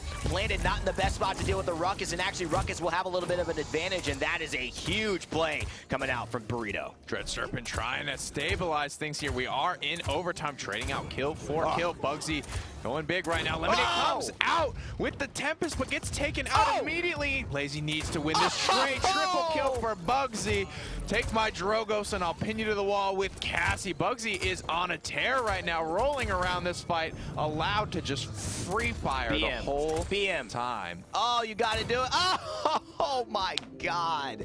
Bugsy was a straight god in that fight, and he was the reason. It's so clutch the way that he was able to find the kills, find Lazy hiding in and adjusting into the what he thought was the safe confines of that small room, actually only to find an arrow to the head.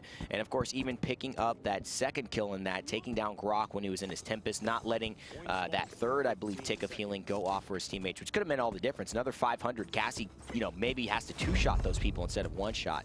So huge plays by Bugsy coming out there. Cauterize 2 is coming online for District 69, as well as Burrito Thiel picking up Rejuvenate 1 to try and stave off some of that. You know, something I didn't really think about with this card. I always think about Rejuvenate in combat, but, you know, being out of combat and just receiving more healing as well is something that I think is overlooked with that card. A cheap pickup here, trying to get things, trying to stay alive now is Thiel as Burrito and D69 start to clash again. No first blood just yet. Especially with things like Yin Clones being able to allow you to get that kind of out-of-combat healing easily in Bonker. And the boys of Burrito are just falling down, but at least Lazy's able to pick up Bugsy, who was running on a rampage until that final moment. Sheepa's going to blink in and get a little bit of health back, thanks to the cards that he's running in his loadout. And he will then find himself continuing to pressure the backline of Burrito as 45% and counting tick up for D69 again in control of this objective.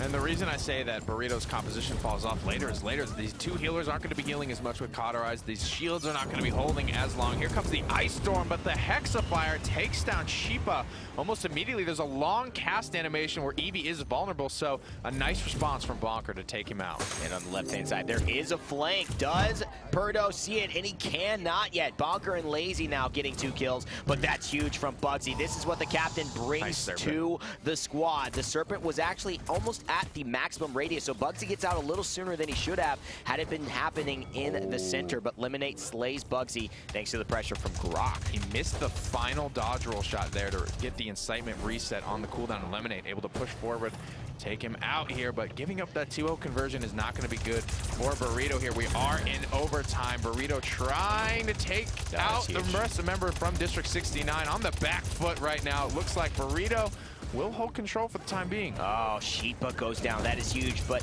Ying has still stayed alive, and that is also maybe even a bigger story here. Lazy is alive, but Bird will help to clean up too, and Lazy and Bonker will take control of this point fight. How much did Repulsor Field help in those 1v1s, those close scenarios, that 50% damage mitigation, Nick? It had to be one of the big reasons why that fight went Burrito's way. Repulsor Field, one of the strongest non-ultimate abilities in the game. AoE 50% damage mitigation, both blast source and direct source coming from Bonker on this Ruckus is going to be very important. Just trying to move the payload here and keep suppressing fire right now. It looks like Bird has returned to the payload, allowing Bonker to push forward here, taking aggressive positioning, has Hexafire available to him. Thiel is going to bail him out right now. Just a lot of poke damage coming through. Look at the headshots ringing through right now. Going to force Eldenpath to back up. Here's the Hexafire as well, but Sheepa shuts it down. I love the plays by Bird, though, and Lemonade just staying back. 2 options for Thiel to go to be healed up. He chooses the Moldamba side, and unfortunately,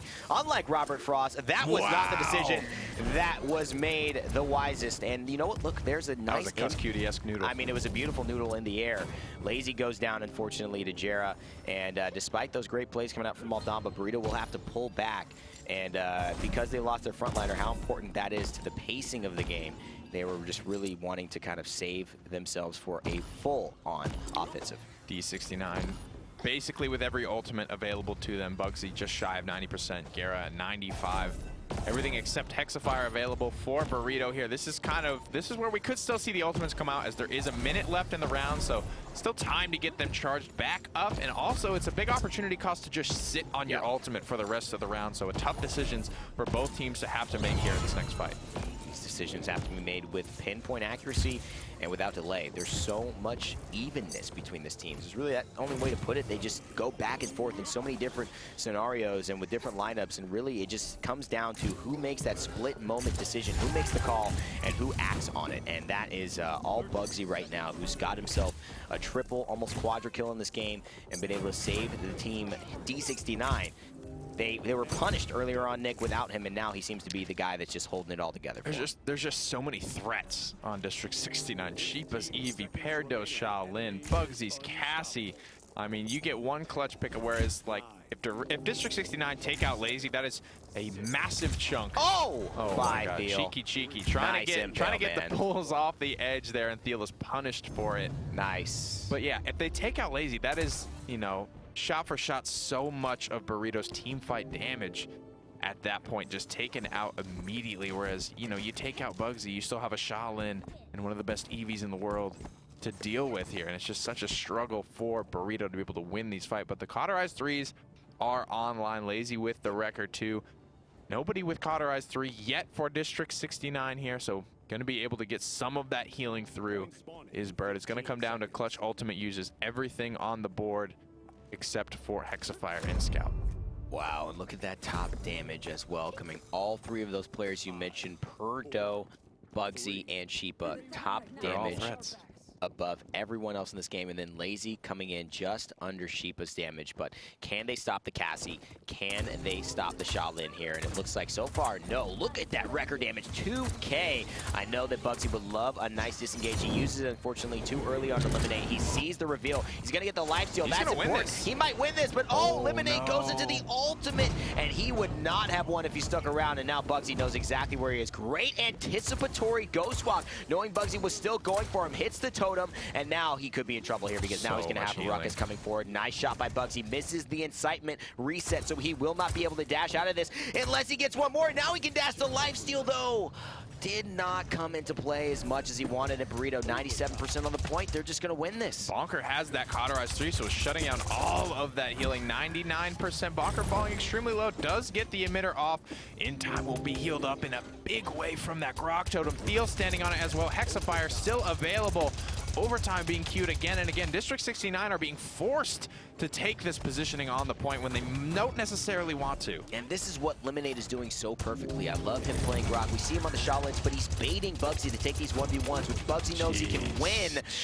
But then Bird comes over, Bonker comes over. They come to, you know, basically make it a 2v1. And Bugsy's like, hey, I thought we were doing a gentleman's 1v1 here. I thought we were dueling. And you're going to bring over this Ruckus, you know, with this Goblin, this mech shooting all these laser beams at me. That's not fair. And it's not fair, but it's perfectly executed by Burrito to go 2-3 in this game and get themselves a chance to keep it alive.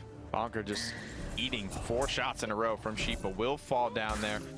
Everyone pretty healthy for Burrito right now. Thiel and Lemonade trying to hold down this corner. Lemonade actually takes down Sheepa. Long distance snakes coming out, just trying to find something they're not really planning on connecting. Is Bird right now. Almost has the Dread Serpent charge back up. Hexafire is ready to go. Dragon Punch is ready to go as well. He got the stun on the Eevee Ying on the back line as well. Jera forcing a little bit of pressure from her, maybe even force the movement skill a little earlier than she wanted. There's the Dread Serpent as well. After the Ice Storm comes out, he sees Sheepa, he sees Eevee, but Sheepa sees him in response, slaying down the healer on the side of Burrito Esports. And now Thiel is in a bit of trouble. He's going to Shell Shield to save himself from any damage, but Sheepa is there. Wormholing back, and look at Thiel. Picks up Bugsy. Great dodge roll in anticipation, and now Sheepa sees this is a clean one, and it's Bugsy's turn to make it a 2v1. Beautiful play here. So I honestly, what I think is allowing Burrito to hold on with these cauterized 2s and the Wrecker 2s online in a decent way is that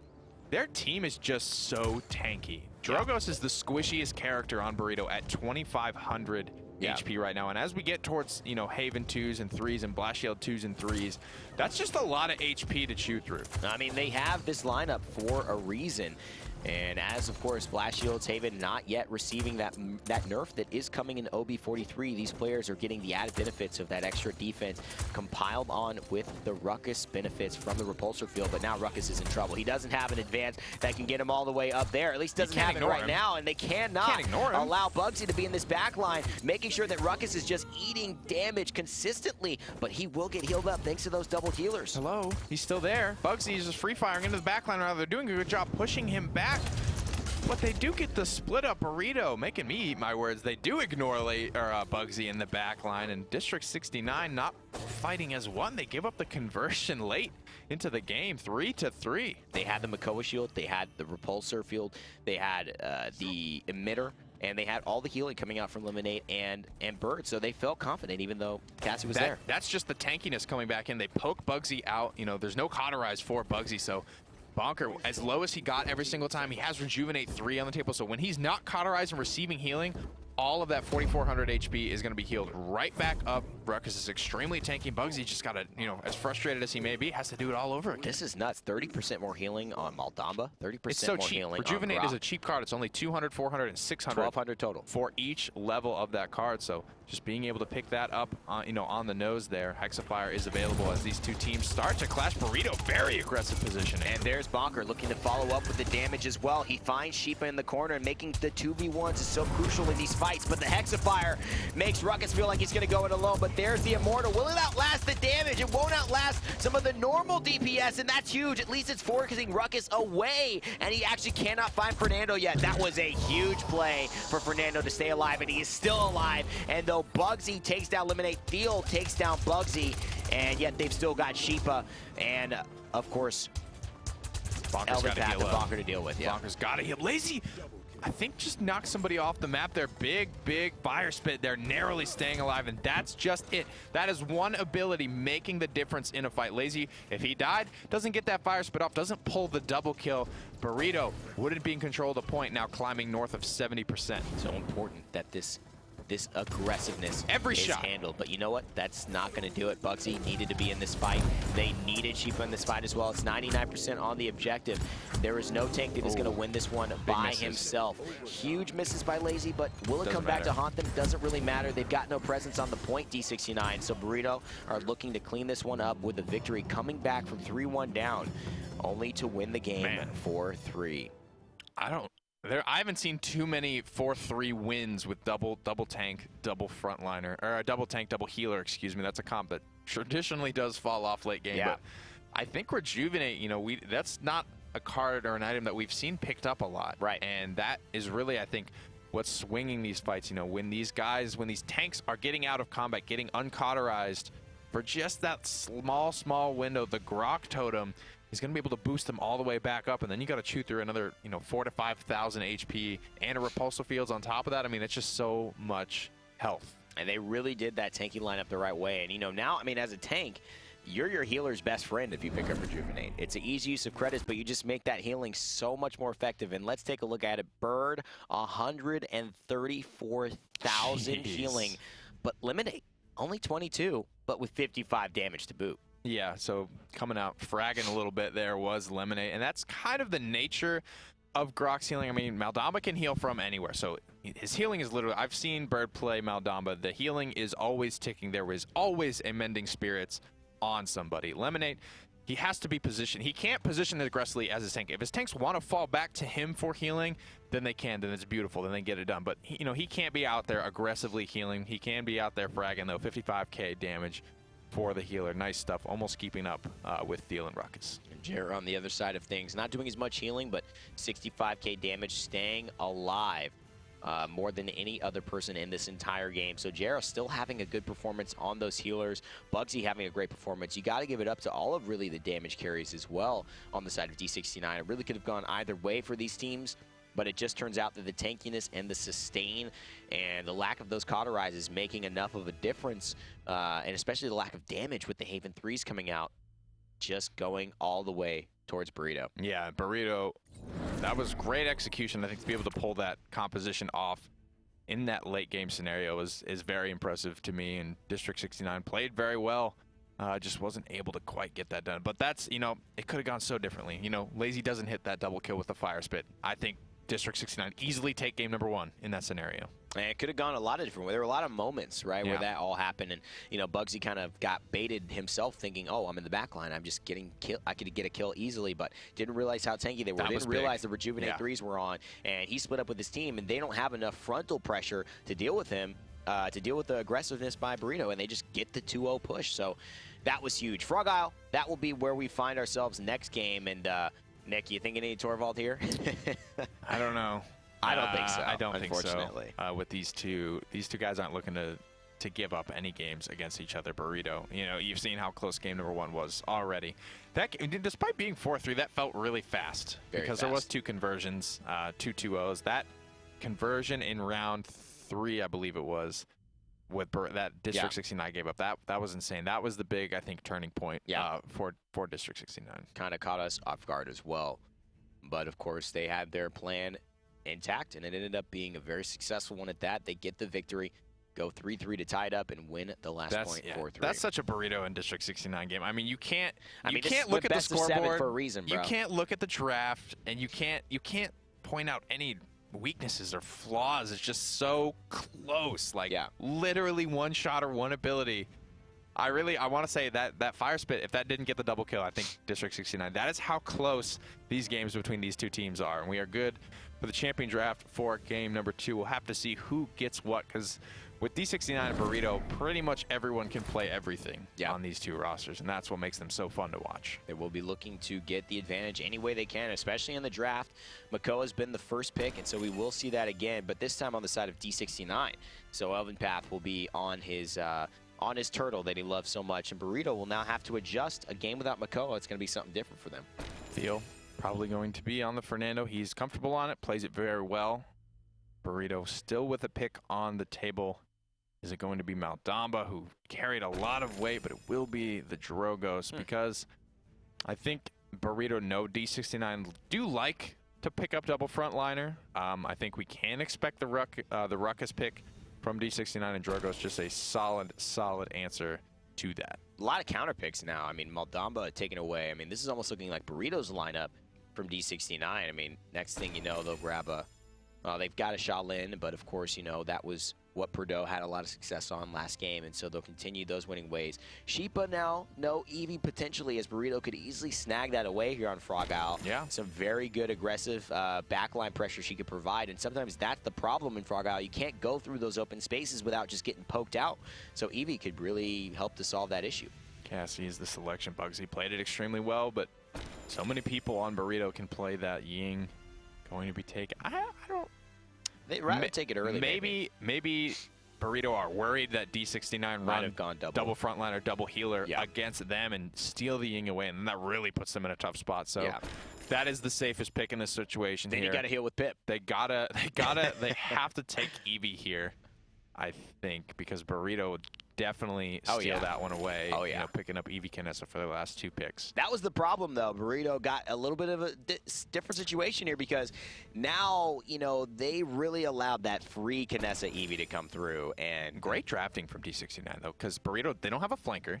You can't take Androxus on Frog Isle. He doesn't do super well on this map. You can't take Buck into a Shaolin in the backline. I mean, golly, you know, Shaolin and Kinessa can blow up a Buck, you know, despite him jumping in there. I mean, great drafting, I feel, from District 69. They will be parking Perdot on Shaolin, Sheepa on Eevee, Gara. He's ready. On Maldamba, Elvin Path on Makoa, and Bugsy will be playing Kinessa. Man, that aim, he's already looking sharp here and ready to go.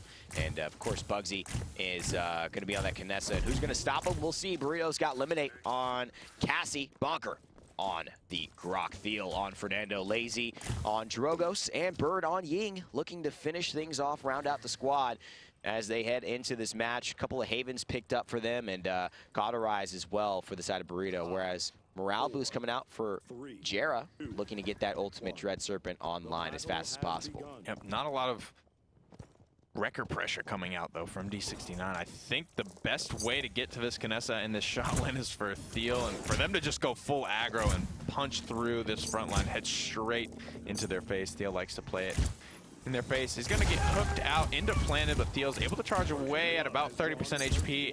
First blood, though, going to Lazy, winning that matchup despite it not being in his favor. Oh, Elven Path, what a hook on to Eliminate. That was huge. Actually, Bonker, excuse me, that was huge. Eliminate was playing it earlier. I can expect a hook here. I can expect a hook coming out if he goes to aggress because they've got enough damage to follow up. Lazy takes down Sheepa, and now Lazy is in a bit of trouble, though. Bugsy knows where he might be, and he's going to make sure he applies some damage on his end so that they cannot aggress. But District 69, without a hope, without a prayer, they go down 0-1 without even touching the point. Oh, Lazy, he killed Kinessa and killed Eevee, and those aren't really those aren't great targets for Drogos. If that happens, Burrito will win this game, but I'll be interested to see how these fight goes when Lazy doesn't find these miracle kills onto Kinessa and onto Eevee. Yeah, he did a really good job as well. You got to give it up for Thiel early on. He set the tone for that fight. Not a lot of Wrecker pressure, so he's comfortable running, and that Fernando shield is so much more impactful without Wreckers. So he just sets the front line tone.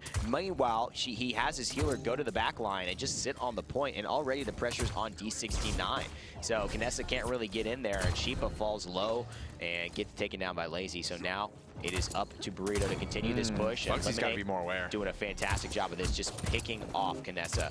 Not a good pick so far for them. These snapshots from Lemonade are real as well. Bugsy, excuse me, just needs to be more aware of getting flanked and more aware of where the map is, where all the players from Burrito are going to be. They're going to be close to that staircase. They're going to be rounding the corner there. So just losing track a little bit there. And with Kinessa, it's tough as well because the fire spit. If you get one rocket on Kinessa, that fire spit is such an easy guarantee of damage because she doesn't have that quick movement skill. And the big thing here as well, if Bugsy isn't aware of Lazy and he gets 2 rockets pinned on her location, she eats the first one. If he doesn't react almost like with inhuman speed, then he's going to eat the second one and die anyway. Exactly. It's almost like he's got to be sniping knowing that he's not about to be sniping, he's about to be running for his life. And if he takes that approach, which he probably will after having this happen a couple of times in this game, he can have a much better performance, but we just have seen him kind of get distracted trying to help his team on the offensive end early on, and it's not been working so well. This is Bugsy, the Kinessa player we're talking about, just needs to be hyper aware of this. Drogos' positioning, doesn't find the shot on the Lazy. There it is, finally taking the dragon out of the sky. Now Bugsy will have more free reign. When he's not going down, the fights are going well for District 69. And that's the point. That's why Bugsy's here. He is the counter to Drogos in the air, especially on a map as wide open as Frog Isle. It makes Drogos so much more hesitant to actually fly up into the air and get away from those ground threats after he gets hooked by Makoa. But look at Fernando there, or actually Grok, he's looking to flank as well, apply a little bit of pressure, but Bugsy actually transports into him. Looking for the headshot, gets one. Can he find the other? Gets another shot, it's charged up, but Lemonade cleans him up as well as Perdo off the table. Oh boy.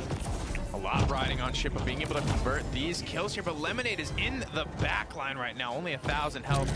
Eevee just retreating. The Dread Serpent comes out, trying to find some space to be created. Shippa just free firing right now into Bonker right now. Isn't able to get any kills. Lemonade is carrying this fight. Lemonade finding so many eliminations. Lemonade opening his lemonade stand on Frog Isle, and he is just giving everybody on D69 a free drink. They cannot stop this guy, and I know they want to close his doors for business, but he is just keeping them wide open. 8 streak for Lemonade. The Cassie going off, those dodge rolls, those flash shots, securing the kills, and especially Lazy Nick, talk about what they need to do now going in this round. Well, Lazy obviously doing a good job. I think winning just these unfavorable matchups is going to be something that District 69 hopefully adjusts on. Bugsy needs to be hyper aware of where he is. Bugsy landing these shots, getting these, 1,000 to 1,300 damage shots onto Lemonade, onto Lazy. It has to be on Sheepa then to blink into the backline and clean up these kills, these one-shots that Bugsy's going to put them in one-shot range of Eevee. It's up to Sheepa to keep the momentum and capitalize on these kills. Oh, I love it. There's the shield. He feels so comfortable dodge rolling in because he knows he's not going to get hooked thanks to Makoa's pressure, and they put him in a bad spot. There's no way Elven Path can get out of this without an Ancient Rage, and he's not going to actually be able to even activate. He doesn't have it to activate in the first place. But now here's the pressure. Bugsy could come in with the headshots, and he does. He takes down Lazy, takes down Lemonade, and actually Thiel is going to die right there. I believe it could be because he had too high of a kill streak as well, Nick, and they didn't want to give him some of those credits. Bugsy gets credit for that elimination, so it's literally just not getting stagnant. He wants to get back synced up with his team. That's a smart call. It's a veteran call, and now off the map actually is Bonker. He will now fall, but that's just it.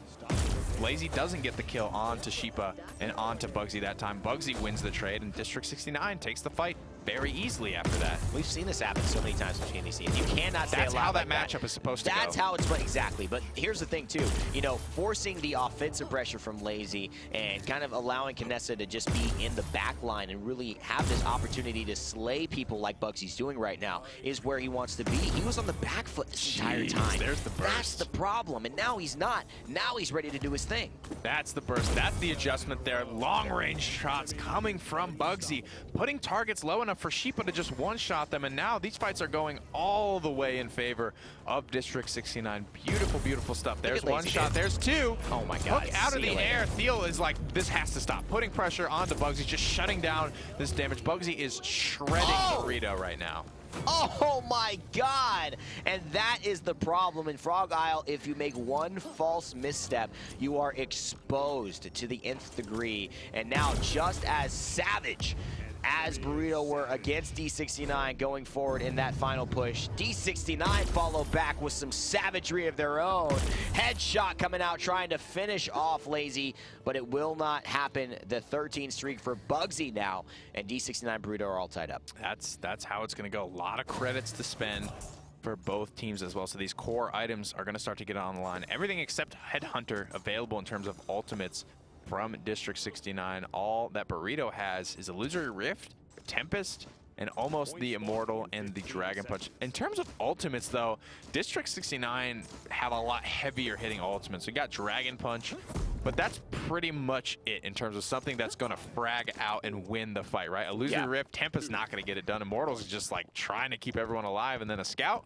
I mean, compared to Ice Storm, Dread Serpent, Ancient Rage, and Headhunter, District 69 have so much firepower and have drafted a very, very nice comp for this map and against Burrito. I love the approach Bugsy just took right there. He jump scopes and takes down Eliminate to about half health, knowing if you did it once, you're probably gonna do it again. And he actually gets Eliminate out of that fight early. He's been so imperative to the victory of to Burrito earlier on. But after getting two, Eliminate still finds himself in trouble, and a great shell shield to keep Jera alive and Elven Path alive as well. The hook is off, and so the shell spin will be here. But here comes the Dragon Punch from Lazy, and there goes the turtle. Just gotta let it go. Dread Serpent is ready to go, relatively tied up. Burrito starting to pull away from it with 54%. There's the Dread Serpent though. Bird is gonna be cleaned up. Theo is gonna be put to about half health. Jera's a little bit caught out right now. He's gonna get into a boxing match and lose with Fernando. But he's put the right pieces on the table. He set it all up. The plates and the dinner have been served, and it's all up to Bugsy to just finish his hot meal. Makoa with the hook for the kill. That extra damage will come into play. The Oppressor Mines on the side, so that anyone who peeks their head out will actually get slowed and be just fresh meat for Bugsy there. He anticipates Eliminate coming through that corridor, and where else is he gonna go? This is all Knessa's game right now. This is Knessa to lose here. 19 streak, 20 streak now for Knessa. This is the problem. I mean, it's very easy to identify if you're Burrito. They're just squandering, trying to get the point. Lemonade coming up with a big combo to take Bugsy down. Finally, that's going to be a lot of ultimate charge. He does get taken down. Will have Scout available, but Elven Path with a big swing play, and it's not pun intended, Ancient Rage coming in and cleaning up a lot of kills.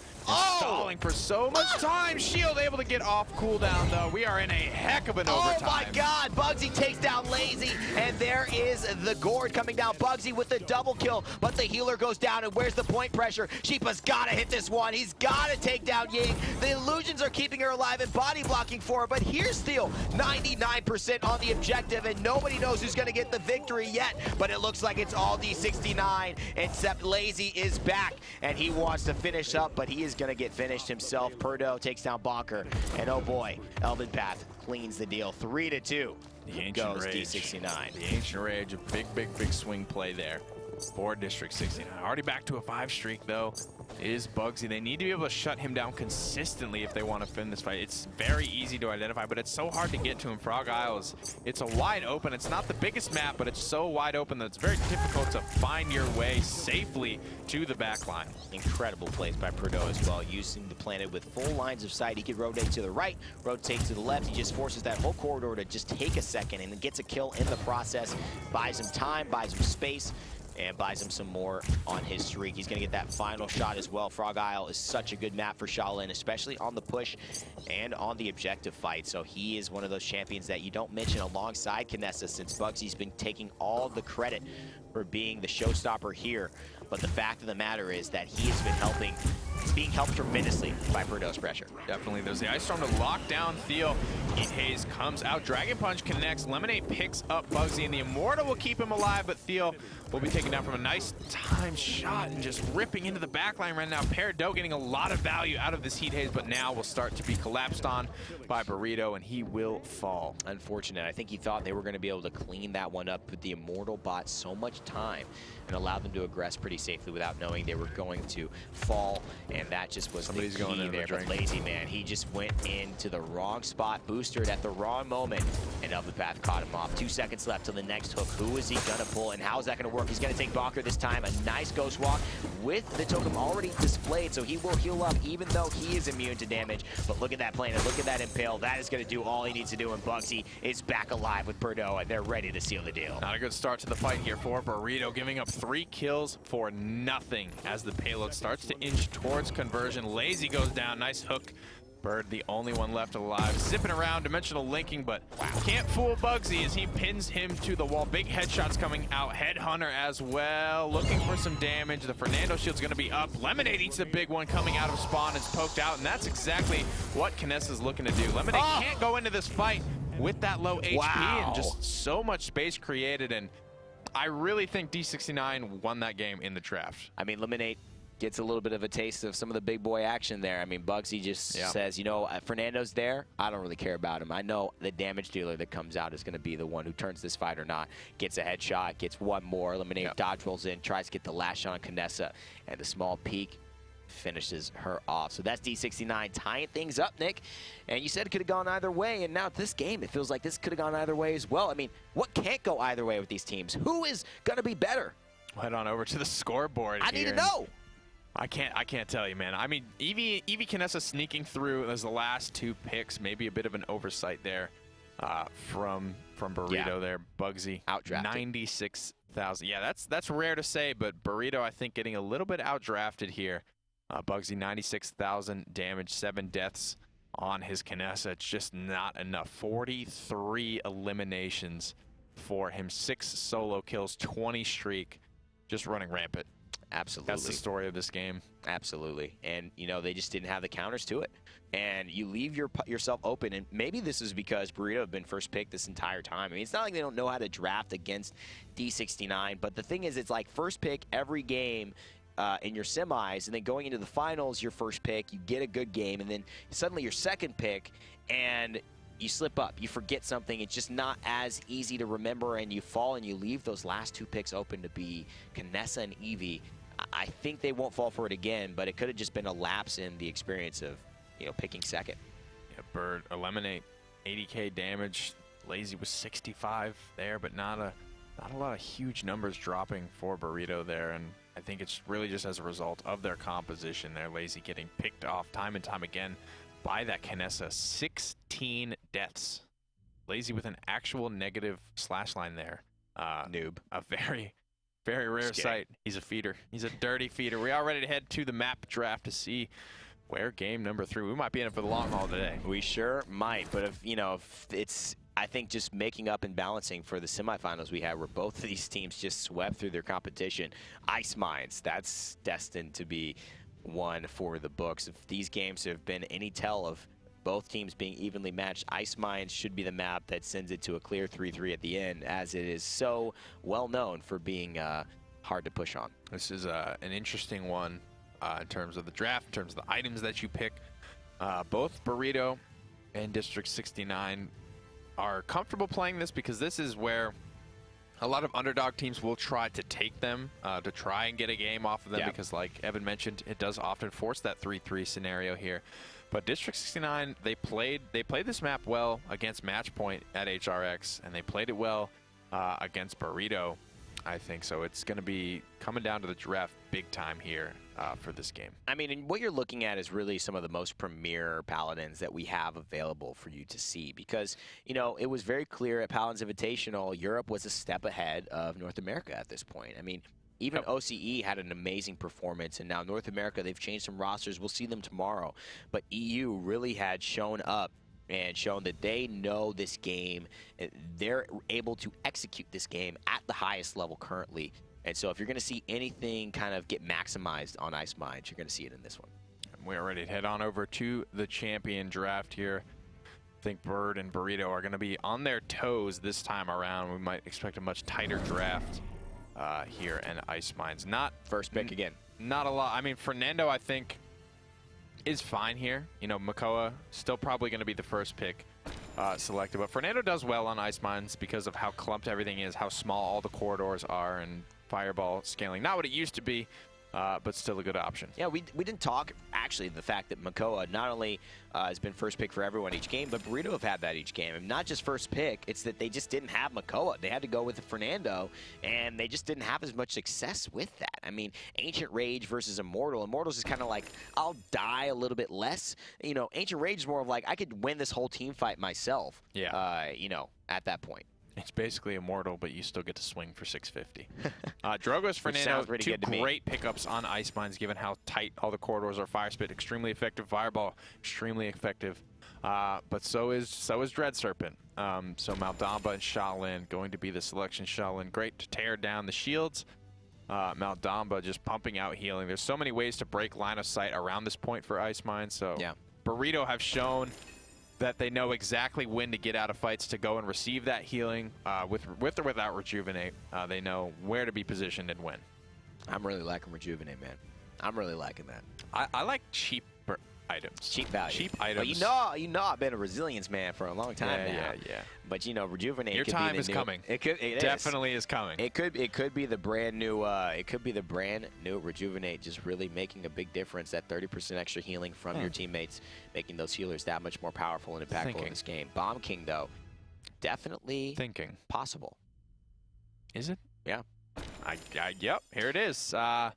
Talk about this. Why are they going for Bomb King here? So Grumpy Bomb, a great zoning tool. King Bomb as well. Grumpy Bomb and King Bomb are both very effective on this map. Bomb King not super great for taking out Drogos, but he is tanky and he can really kind of shred through your backline before you really have a chance to say anything about it. Shaolin and Bomb King are going to be combining to be very effective at taking down Fernando as well. But all things told, you know, Drogos and Androxus, they're going to be hard to take out for Burrito, I think, unless Lazy's Bomb King is really, really on point. Is this the first time we've ever seen Lazy play Bomb King? I mean, not in my experience can I point to you a game where Lazy's been playing Bomb King, especially the Pump King right here, the Halloween skin, which is something you can pick up in game if you want. I got this one. This is what I usually rock, and man, throwing those calabazas onto your opponents is a fun way to... Is that Spanish for pumpkin? It is. That is a cool word. Yeah,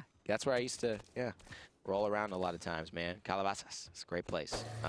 So you see, obviously, Burrito coming in with their same lineup. Lemonade will be on the Shaolin Bunker, on Grok, Feel on Makoa, Lazy on Bomb King, and Bird on Maldamba. D69 Web Peridot on Androxus, Sheepa on Cassie, Jera on Ying, Elven Path on Fernando, and Bugsy on Drogos. One Master Riding coming out. Elven Path will be getting there a little bit quicker than everybody else, but all things told, that will come into play later in the game. One of the things about Bomb King, too, you don't mention very much as Burrito gets first blood is his ability to deal with deployables so well. All blasters, actually, in their ability to just use so much damage to get rid of clones from Ying, barrack turrets, but it doesn't even matter here. Burrito is the one who's on the rampage. He's got himself a couple of kills. Eliminate, though, slaying Sheepa, admittedly, on the Cassie, is not having any qualms. He's not being able to have any qualms with Burrito and Bugsy on the Drogos and the Androxus. So 66% and counting. This could be the point fight objective already, Nick, on Ice Mines. And that's basically it. 81% already. District 69 in control of things. Burrito just forced to come back onto the point just to spur the overtime. And Thiel going to be going down almost immediately. But Lemonade takes out Perdo, and Perdo was the one who basically carried the team fight last time around. Lazy heading straight to the back line and shredding Jera to pieces. Let me tell you something. Bugsy actually, if you were paying attention, you saw him miss 3 shots on Makoa, and that actually stalled a lot of time that he could have been finishing off Lemonade, who is still alive, off of Bonker, who is still alive, and making sure that he could just focus down some of the carries, because now the carry battle, Perdo's in a tough spot. He could go down right here if he keeps getting pressured, and Thiel will take down Perdo, and so now Burrito have swung this in their favor, and D69 are looking to claw their way back onto this objective. Landon coming out, trying to shred Fernando's shield down, but we are in overtime. Jarrett has stepped onto the point. Bugsy takes out Bird, so no more healing as Bonker goes down as well. Here's the Dragon Punch from Bugsy, and he gets it off before Lemonade takes him out. Grumpy Bomb on the point, though. That's where it's going to be so important. That is where the Bomb King is coming into effect. That reversal is going to hit. No, but the big response. So much burst damage between Bomb King and Shaolin Lazy, saying, Perdo, you may be my jester, but today, I take the point. Wub wub. And the most important thing, too, for this all, in my opinion, is that the ultimates are, I think, in the heavy advantage towards Burrito. I think the team fight ultimates, and you're forced to kind of use them on this objective capture, and when it comes down to 3-3 potentially, are going to be in Burrito's favor. You've got King Bomb, you've got Tempest, you've got Ancient Rage, you've got Heat Haze, which just buys so much time. It can, he could have easily killed Bugsy in that Dragon Punch. He just missed the shot. And Dread Serpent. I mean, this is such a powerful lineup. Yeah, being aware of the Ancient Rage Dragon Punch cooldowns, I think, are going to be really District 69's big opportunity to swing fights in their favor. So Thiel, it's something he's going to have to be hyper aware of going forward. Burrito losing that team fight pretty handily here, going to have to be forced to fall back. And the thing about Ice Mines is you can zone so aggressively because the whole this around the point fight kind of warrants it. There's a lot of good places to hide and kind of be aggressive with. Ancient Rage is now available here. Minute 30 seconds remaining on the clock, and Burrito, they got to get this push rolling. You can't lose too many team fights and have a hope for converting on Ice Mines. No, Thiel misses the hook as well. Not what they needed as they look to aggress here. King Bomb's still in the back pocket for Lazy. He's going to try and do it just with normal basic attack bombs, but he's not going to find anyone yet. In fact, he's going to take a little damage from Sheepa, who's playing on that Cassian. So now, with a minute and 2 seconds on the clock, it is 1-0 to Burrito, but they will need to get themselves in a better position if they're going to push this to completion. We see so many times in Ice Mines that is a very hard task to do.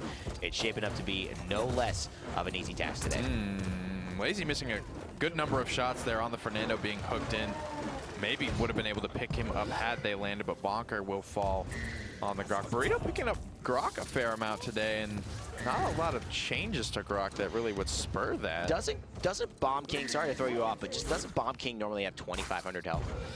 I don't think so. I think he's at, what is he, 26? Is he at 26? I just know Lazy has 2,700 health right now, which is a little bit. He's got the card for it then, you're right. 2,500 base, 200 with that card edition. He's got King's New Cloak. Yeah, he's got way more health than you would normally see on a Bomb King. And though he's not doing that much damage, he's staying alive. He's hard to kill. He's not an easy target to go duel, especially in these tight corridors. And so that bomb damage, it doesn't get any less, yet it becomes harder and harder to kill him. And those shots with Haven on makes it that much harder for Perdo and Cassie to do it. But just as I speak, Perdo takes him down. Doesn't really miss, and that's definitely something Lazy's going to have to be aware of going forward. And though Bird actually cleans up Perdo, the defense is successful for D69. So Burrito and then we'll battle back again. It's reset, boys.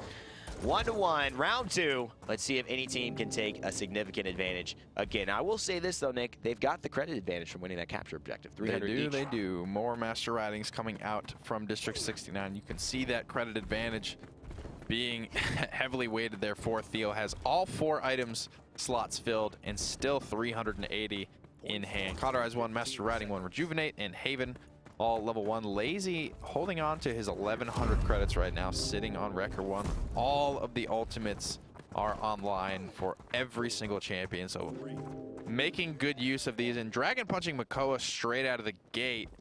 I mean, Thiel, he can't use Ancient Rage basically while Dragon Punch is on the table, and Thiel probably knows that. So that they really need to leverage Dragon Punch a lot to come out on top. I think the way you do it is you take it off the table, to be honest. I really think that, you know, you can get your ultimate off, but it's so much better used when you bait it when they are forced to use their ultimate. Try to win the team fight, because you're not going to win your team fight off of your ultimates. They got the trump card there, so to speak, with the ultimates against you. And so, unfortunately, I think you got to try and win this straight up and use those ultimates when they get desperate, because that's the perfect counter when Makoa turns into his 10k HP. Peridot just couldn't get in there. Still has the Ancient Rage available.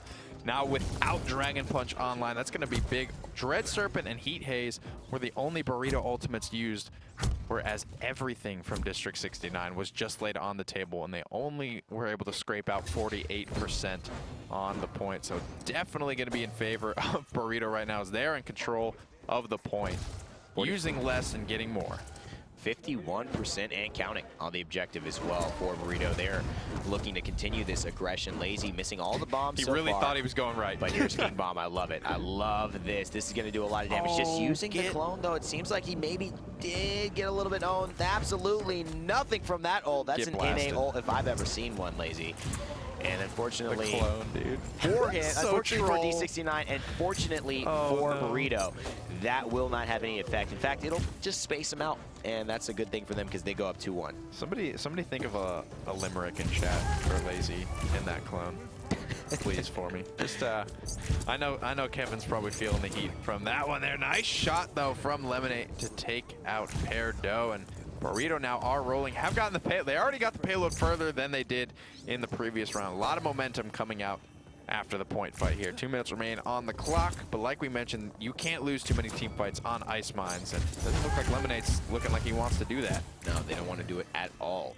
And of course, D69 went into this battle at first going to try and use their ultimates to win it, but their ultimates are not the best deciders against this. Despite Bugsy doing a great job countering Thiel's 5k health pool, he's still going to have to deal with that 10k health pool when he pops in with Ancient Rage and comes back into this fight. Minute 34 on the clock, 2-1. Burrito for D69, and this push is kind of stalled right now. Ancient Rage still available. Thiel didn't even have to use it. Maldama gets the Dread Serpent charge back up. Heat Haze, nice hook onto Peridot. Reversal is online though. He's going to be able to another step off to safety as Bonker on the Grok falls down once more. Bugsy just trying to keep Burrito pinned back, poked low with that fire spit pressure. Lazy missing a bomb, finally connecting there to the airborne target. Everyone from D69 is pretty low right now, but Burrito just giving up the picks. I mean, Lazy doing a good job staying alive. That's the spot. I feel like, you know, BG's track is coming on in the background of, you know, where maybe he's playing with it because he just has such a good mentality of keeping himself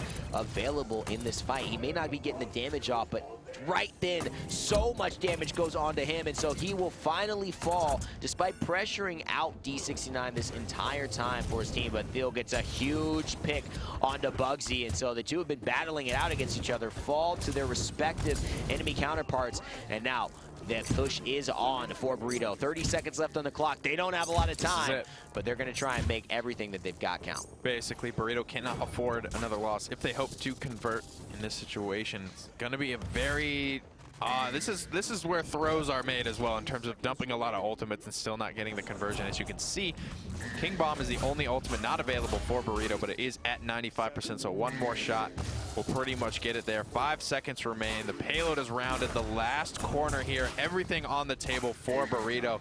Do they elect to spend, or do they play it safe? That's the goal. That's the thing. They want to make sure that they just get to where they need to be. Lazy's making it difficult for Bird to go and heal him up. He will not actually secure the kill, and Chifa will be able to bounce back away. However, they are all on the front. There's Dread Serpent. This is huge for Eliminate. This could be the 3-1. And if this is going to be so hard for D69. They've got to throw everything at it. Bugsy, he's going to fly up into the air, but can he get Eliminate? That's the goal. That is the kill. Eliminate follows back, and he will get a kill, but with Ice Mines, there's only one chance. You have to play it perfectly. Thiel, despite him and his team's success almost to the brink of a 3-1 lead, they still do not get everything right. and have to go back and start again. That's it. Burrito, they spend big and they don't come up with the win. Now District 69 have all 5 ultimates available heading into this point fight. I probably would have made the same call, but Bugsy was able to buy just enough time. I believe he was running the survival card for Drogos that gave him another thrust when he fell low. Lemonade just needed one more shot, missing a couple of key longbow shots there onto Bugsy, just buying enough time. If Elven Path got up in that fight, I was like, that's basically over, is what I was saying in my own head. Yeah, and it was. Unfortunately, Lemonade played so well to get a couple of really clutch kills with the Heat Haze in that fight, but then unfortunately, they spent so much. Didn't get the final kill that he needed. Didn't kill Bugsy fast enough. That's some of the veteran play of Bugsy, knowing he doesn't have to get the kill, he has to stall, and that did everything that he needed. But the Cassie ultimate is available. They know exactly where everyone's coming from. Waste and disengage, and a couple of shots there, especially a dodge roll, but he will be having that back up very, very soon, and they'll be able to go and aggress. Great fire spit. Here he is in the air. He's going to get focused. Can he get the kill? He's looking for Theo, and he does. Bugsy gets it, and then he gets the healing again. This is just insult to injury. He's going after Eliminate. He wants to find Bonker, who's playing the Grok. King Bomb will come forward. He's going into the room, trying to get a couple of kills. Lazy with the triple kill off the King Bomb. Sheepa, Jera, Elven Path go down, and Bonker cleans up Bugsy. Lazy with a Quadra and takes down Perdo. 4 of the 5 members fall to the King. Long may he reign. Oh my goodness, that ultimate was huge. He was able to stall, using all 2,700 of that HP to wait out Immortal. Kills 2 on the spot. 3rd stun on Elven Path. Cleans him up. Just flawless Bomb King play. And sometimes, like Drogos with the Dragon Punch, the better try at that moment is to just kill him rather than to run away, because you can't really escape it in these close corridors. But Lazy's health guard, like we've been mentioning earlier, he has that extra survivability, and now he's just getting all of the damage off that he and his team needs. That ultimate advantage is going in their favor. Eliminate with a triple kill in this one. And it's 3-2 again, it looks like, for Burrito as overtime ticks down, and D69 are completely baffled at how they lost that one. Wow. 5-1 ultimates, and the King Bomb just comes up bigger than the rest of them there. Maldamba with the Dread Serpent, nice job by Bird to get that charged up, and that was able to give them a key pickup onto Elven Path. As soon as the shield comes out, the Dread Serpent comes out to counter it. Perdo cleans up Bonker right there, but once again, Burrito in the driver's seat, the chance to close this game out. Lazy throwing bombs from the backside. Wants to give his team a little bit of blaster AoE damage pressure and stay alive as well. He's a hard one to kill, and he has shown that he is easy on finding the kills himself. 900 in on Elven Path, trying to come in through the room. He's going to Poppy Bomb to safety. He and Eliminator are going to control this back line, and if there's one misstep from Sheepa, he is going to fall very quickly. There's the Grumpy Bomb that we talked about, the area spacer. It's going to stun anyone in that area if they get caught in it, and it is a great thing for Lazy to bring to the squad, but he is unfortunately under a lot of pressure now as Bugsy and Sheepa find the kills, help D69 stabilize with 1:24 on the clock now. Rolling back up from spawn is Burrito. They have the Ancient Rage available to him.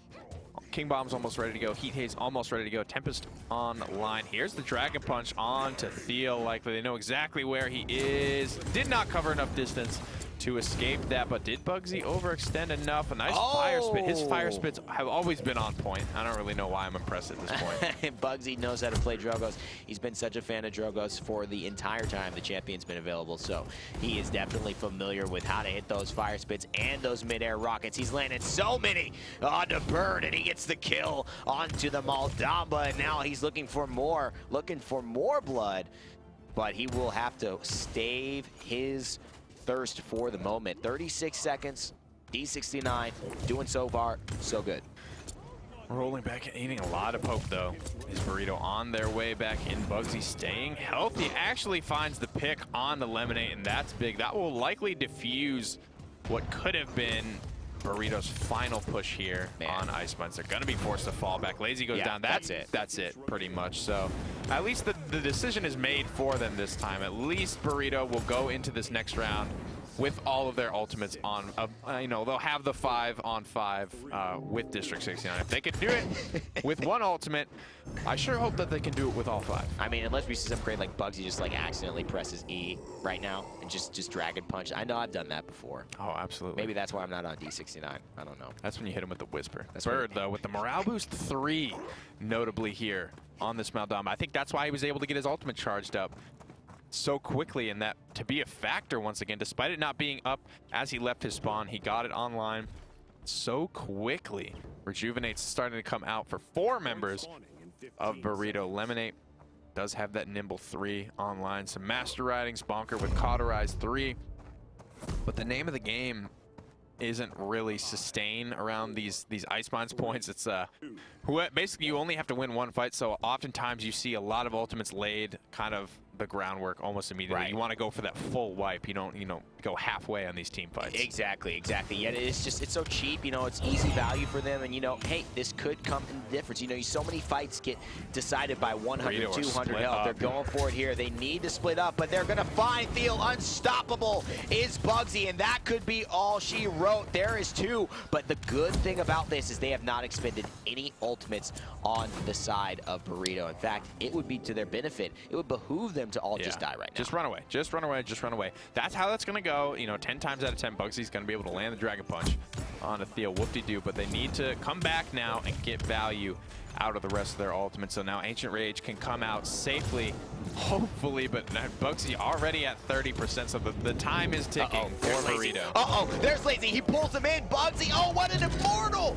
by Fernando. Elvin Pachera slays Lazy. That was huge. It means the King Bomb will not stun. It will not do the damage. And Theo slays Bugsy after so much time. But what a Ghost Walk as well by Bonker. The damage over time from the Flame Lance will get the kill onto the healer for Burrito. And D69 are all but finished in this fight. They've just got to take down Lemonade, and Birdo's got to stay alive, but a stun from Maldama will keep it. The Fireball from Elvin Path will slay Lemonade, and now Lazy's here with the Grumpy Bomb, but that won't do anything with the shields. He turns around though, Nick, and now they might have made a crucial mistake. Birdo staying alive was so big, 99% for District 69, and the kills start to flow through. 3 for 0 there. Beautiful job.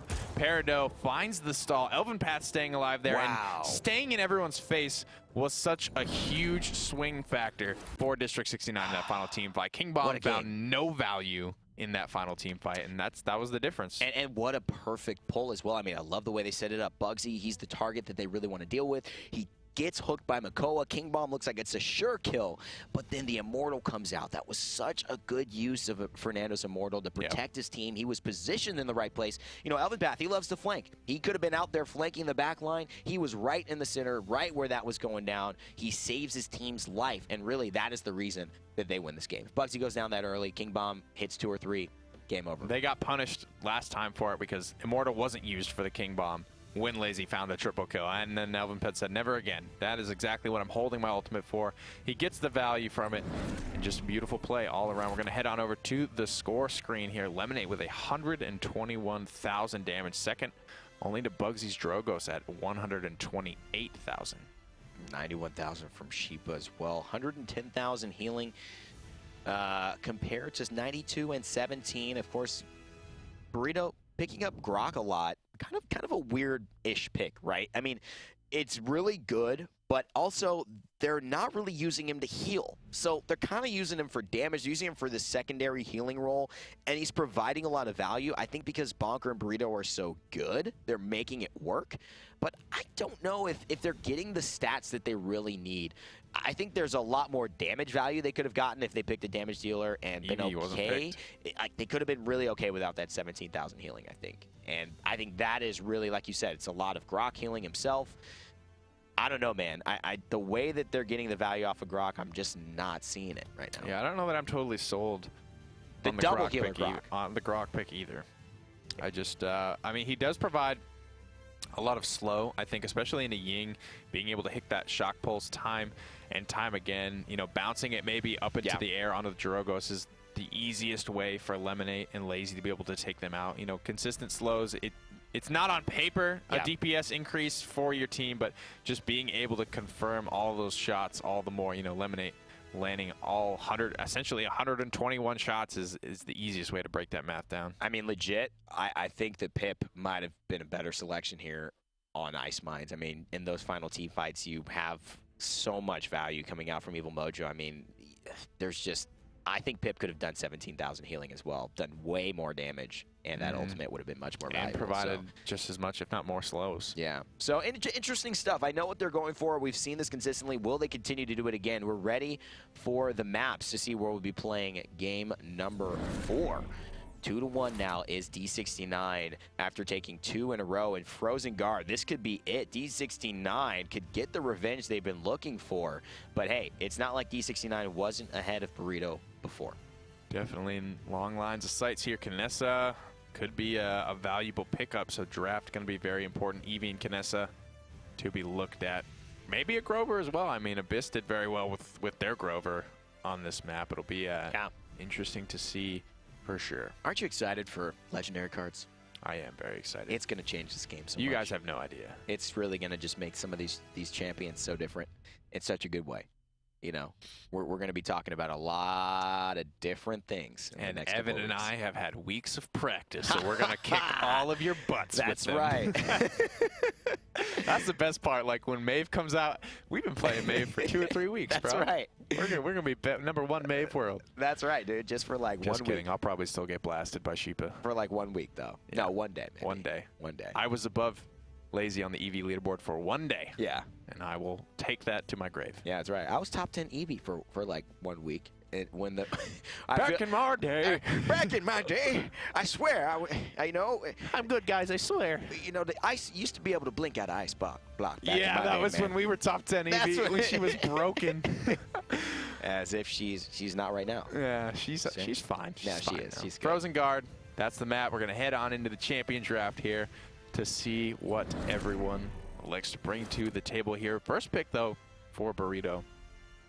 I mean, they've shown they can lose with Makoa. They can lose with first pick. They can lose with second pick, right? They can lose. They're not invulnerable. They're the champions of the Invitational. But if anybody knows how to deal with them, it's D69. I'm not sure, man. You know, that's trolling. Barrick you first don't need pick, to pick that he's first. that good. You don't need to pick him He's first. that good. No, lock him down. Lock him. Oh, what you doing? If they're gonna pick him, which they may. I mean, Burrito do some jank stuff. We knew that was. It ain't gonna be first. I mean, that's one you could pick. You could pick that. You could pick that after the game. You know what's funny? There's no way Barrick's getting selected. We even played. I don't even know what Barrick's legendaries are because I actually don't touch that. You are so right because I don't know what they are either. Actually, I know one of them. I know one. Actually, I know all 3. No, I know one. I know 2. One, and I don't like it. I know 2 of them. They're good.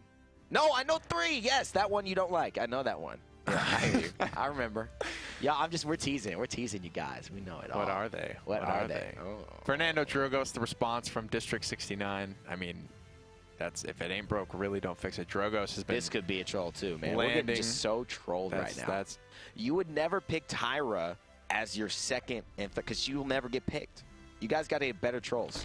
Better. Come on. Know the game before you troll us. Hover Sky, bro. Before you troll us, know the game. That's burn right there. Shaolin selected. Healer still on the table. Maldama going to be scooped on up before we head back over to D69. So now D69, they're not under pressure. They don't have to pick their healer just yet because I don't think Burrito will go for double healer. Yeah, that Grok, that last pick. They've lost every time they've picked double healer in this series. Yeah, like if I was going to get trolled and like be surprised that a pick would be the last pick of like the draft, right? Yeah. Just in case anyone was like thinking about that. Ying will be scooped up, Cassie. So they do scoop up the Ying. They don't want to even let Burrito threaten the double healer. Ruckus, though, locked in almost immediately as the picks head back on. Will it be the Grok? Will they continue with the Grok? That's the question. No. I don't know, man. Yeah. Eevee! Just because they can't give up Kinessa. Bugsy shredded them with Kinessa. Very smart. But it's like, at the same time, they already have Drogos, so who plays Kinessa? Yeah. Or who plays Drogos if you park Bugsy on Kinessa? So what does D69 bring out here, Nick? They're looking, and there it is. There's the Kinessa. I guess we'll find out the answer to that question. Bugsy feels very confident here. And, you know, they know how to deal with these champions. I think Sheepa's Drogos is fine. But into the Eevee, is this a little bit of that hard-headedness of D69? Maybe. You know, they've known to pick champions even when it's not, you know, you don't need to pick Buck here. Buck's countered, right? But they'll do it anyway sometimes. This could be just thinking that the Kinessa is worthy, but look at this Perdot on Kinessa. I can't wait to see this. That's interesting. D69 bringing out Kinessa with Perdot, Jera on Ying, Sheepa on Cassie, Bugsy on Drogos, and Elvin Path on to the Fernando. Burrito will have Lemonade once again on Shaolin, Lazy on Eevee for the first time today. Finally get to see the show. Bonker will be on Rucka, Steel on Makoa, and Bird playing Maldamba. 3 Havens right off the bat. They want to respect the Kinessa. 1 cauterized there for the Ruckus, and Lemonade taking the record. Eevee trying to rock on with that skin as well. She's trying to make trouble in the back line. Will she find good customizations for Eevee? Who did? Oh, wow. She will find death right away. A headshot and a little bit of extra damage on top will make that Eevee go back to base. And so Elvin Path and the boys D69 already started off strong with Perdot on the Kinessa and Sheepa on the Cassie as well. Hot disengages could come forward here. He's going to dodge roll, speaking of forward, and he might just dodge roll again. Doesn't want to let that Ruckus see you later. He turns around. He knows that he's gone, but the advance actually saves his life, and he actually gets the kill. That was nuts, man. Lazy in the back line, trying to stay alive. Does get the soar immediately out of the ice block here. Just trying to play distraction, I think. Isn't really going for too many shots here.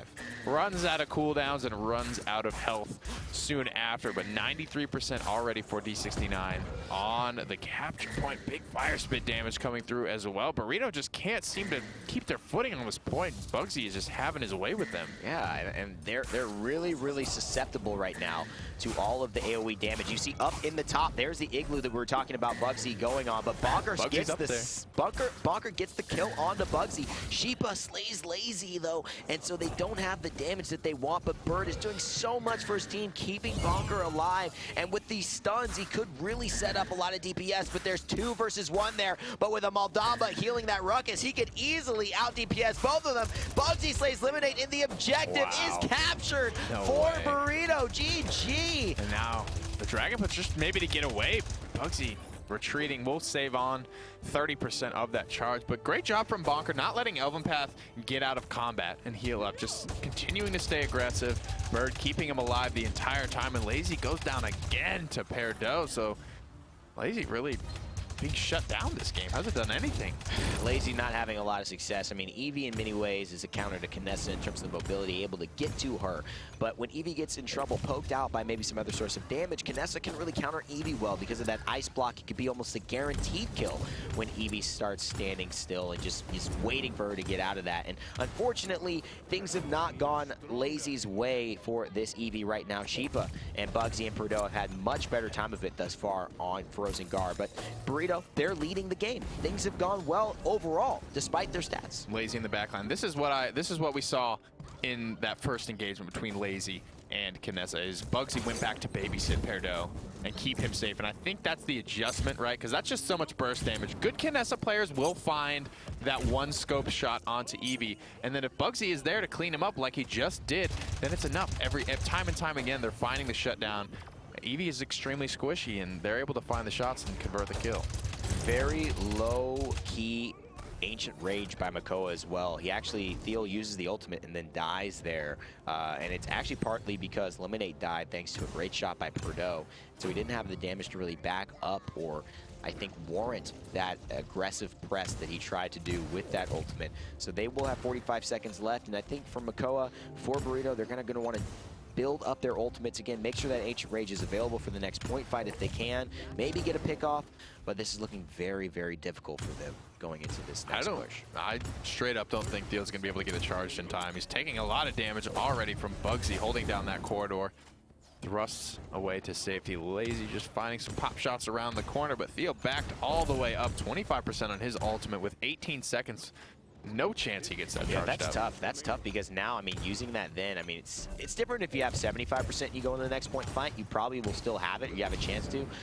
25%. It's tough. 36 now. We'll see if he can, how high he can get that going in. Can't overtime get ticked away as well. That will buy him a lot of time, and it will get ticked. Repulsor field activated by the Ruckus, but Chifa already in the back line looking to finish him off. So he'll stop with about 40 going into this next point fight as long as overtime falls away like it should. Nice distance from the dodge roll. He's running that card, giving him some increased distance after that. And of course, incitement giving him the lifesteal as well. Bugsy is back and in style. He's causing problems for Burrito right now on this Drogos. He's had it almost every game. And Kinessa, you know, it's weird that those are like his top two characters, right? Like the most pure hit scan character that there is and the most pure projectile character that there is. Bugsy just having a real time with his debut back into competitive Paladins here. He didn't make it to HRX due to visa issues and doesn't look like he has missed a day of practice ever since. No, in fact, it feels like he's fired up. It feels like he has something to prove, and I think D69 as a squad have something to prove right now. That's why this game could mean so much, Nick. They can actually take that victory and make a big statement. This new lineup isn't going to beat our old lineup, the lineup we should have had, the lineup we really are as D69, the #1 team we believe in Europe and in the world for Paladins, but they're going to prove it again today. Burrito still not letting it happen. Nice shot in the air from Theo, and there's a fire spit that might get some damage off. Didn't do any damage. That was funny just to see a snowball hit Bugsy in the face all the way up there. Lazy getting blasted right now. I don't know that he's gotten a kill.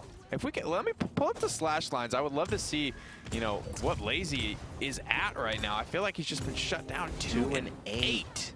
Right now, struggling right now. Bugsy could be struggling in just a second. This is the young Kevin. If this hook comes through, it does not, but Thiel and Bach are there. That was not the person you wanted to, oh my God, what an impale. That was so clean by Lemonade. He saved Thiel's life for a long time and gets the double kill as well. That was huge by Lemonade. Really good. Lemonade is rocking this game, and he's the kind of silent person we haven't mentioned in this round, but he is the reason that Burrito were able to cleanly win that up. He took down the healer, took down Cassie, and Burrito get a 2-1 advantage here on Frozen Guard. A lot of planet damage coming through down that corridor as well. That will prevent District 69 from getting too aggressive too quickly on this zone. Just a lot of covering fire, but they're eating a lot of damage. I mean, return fire from Drogos is nothing to scoff at, but Bonker is just not afraid to go toe-to-toe right now. Lemonade responsible for carrying most of that last team fight there, finding huge planets time and time again. There we go, finally a kill for Lazy. Here comes the Dragon Punch.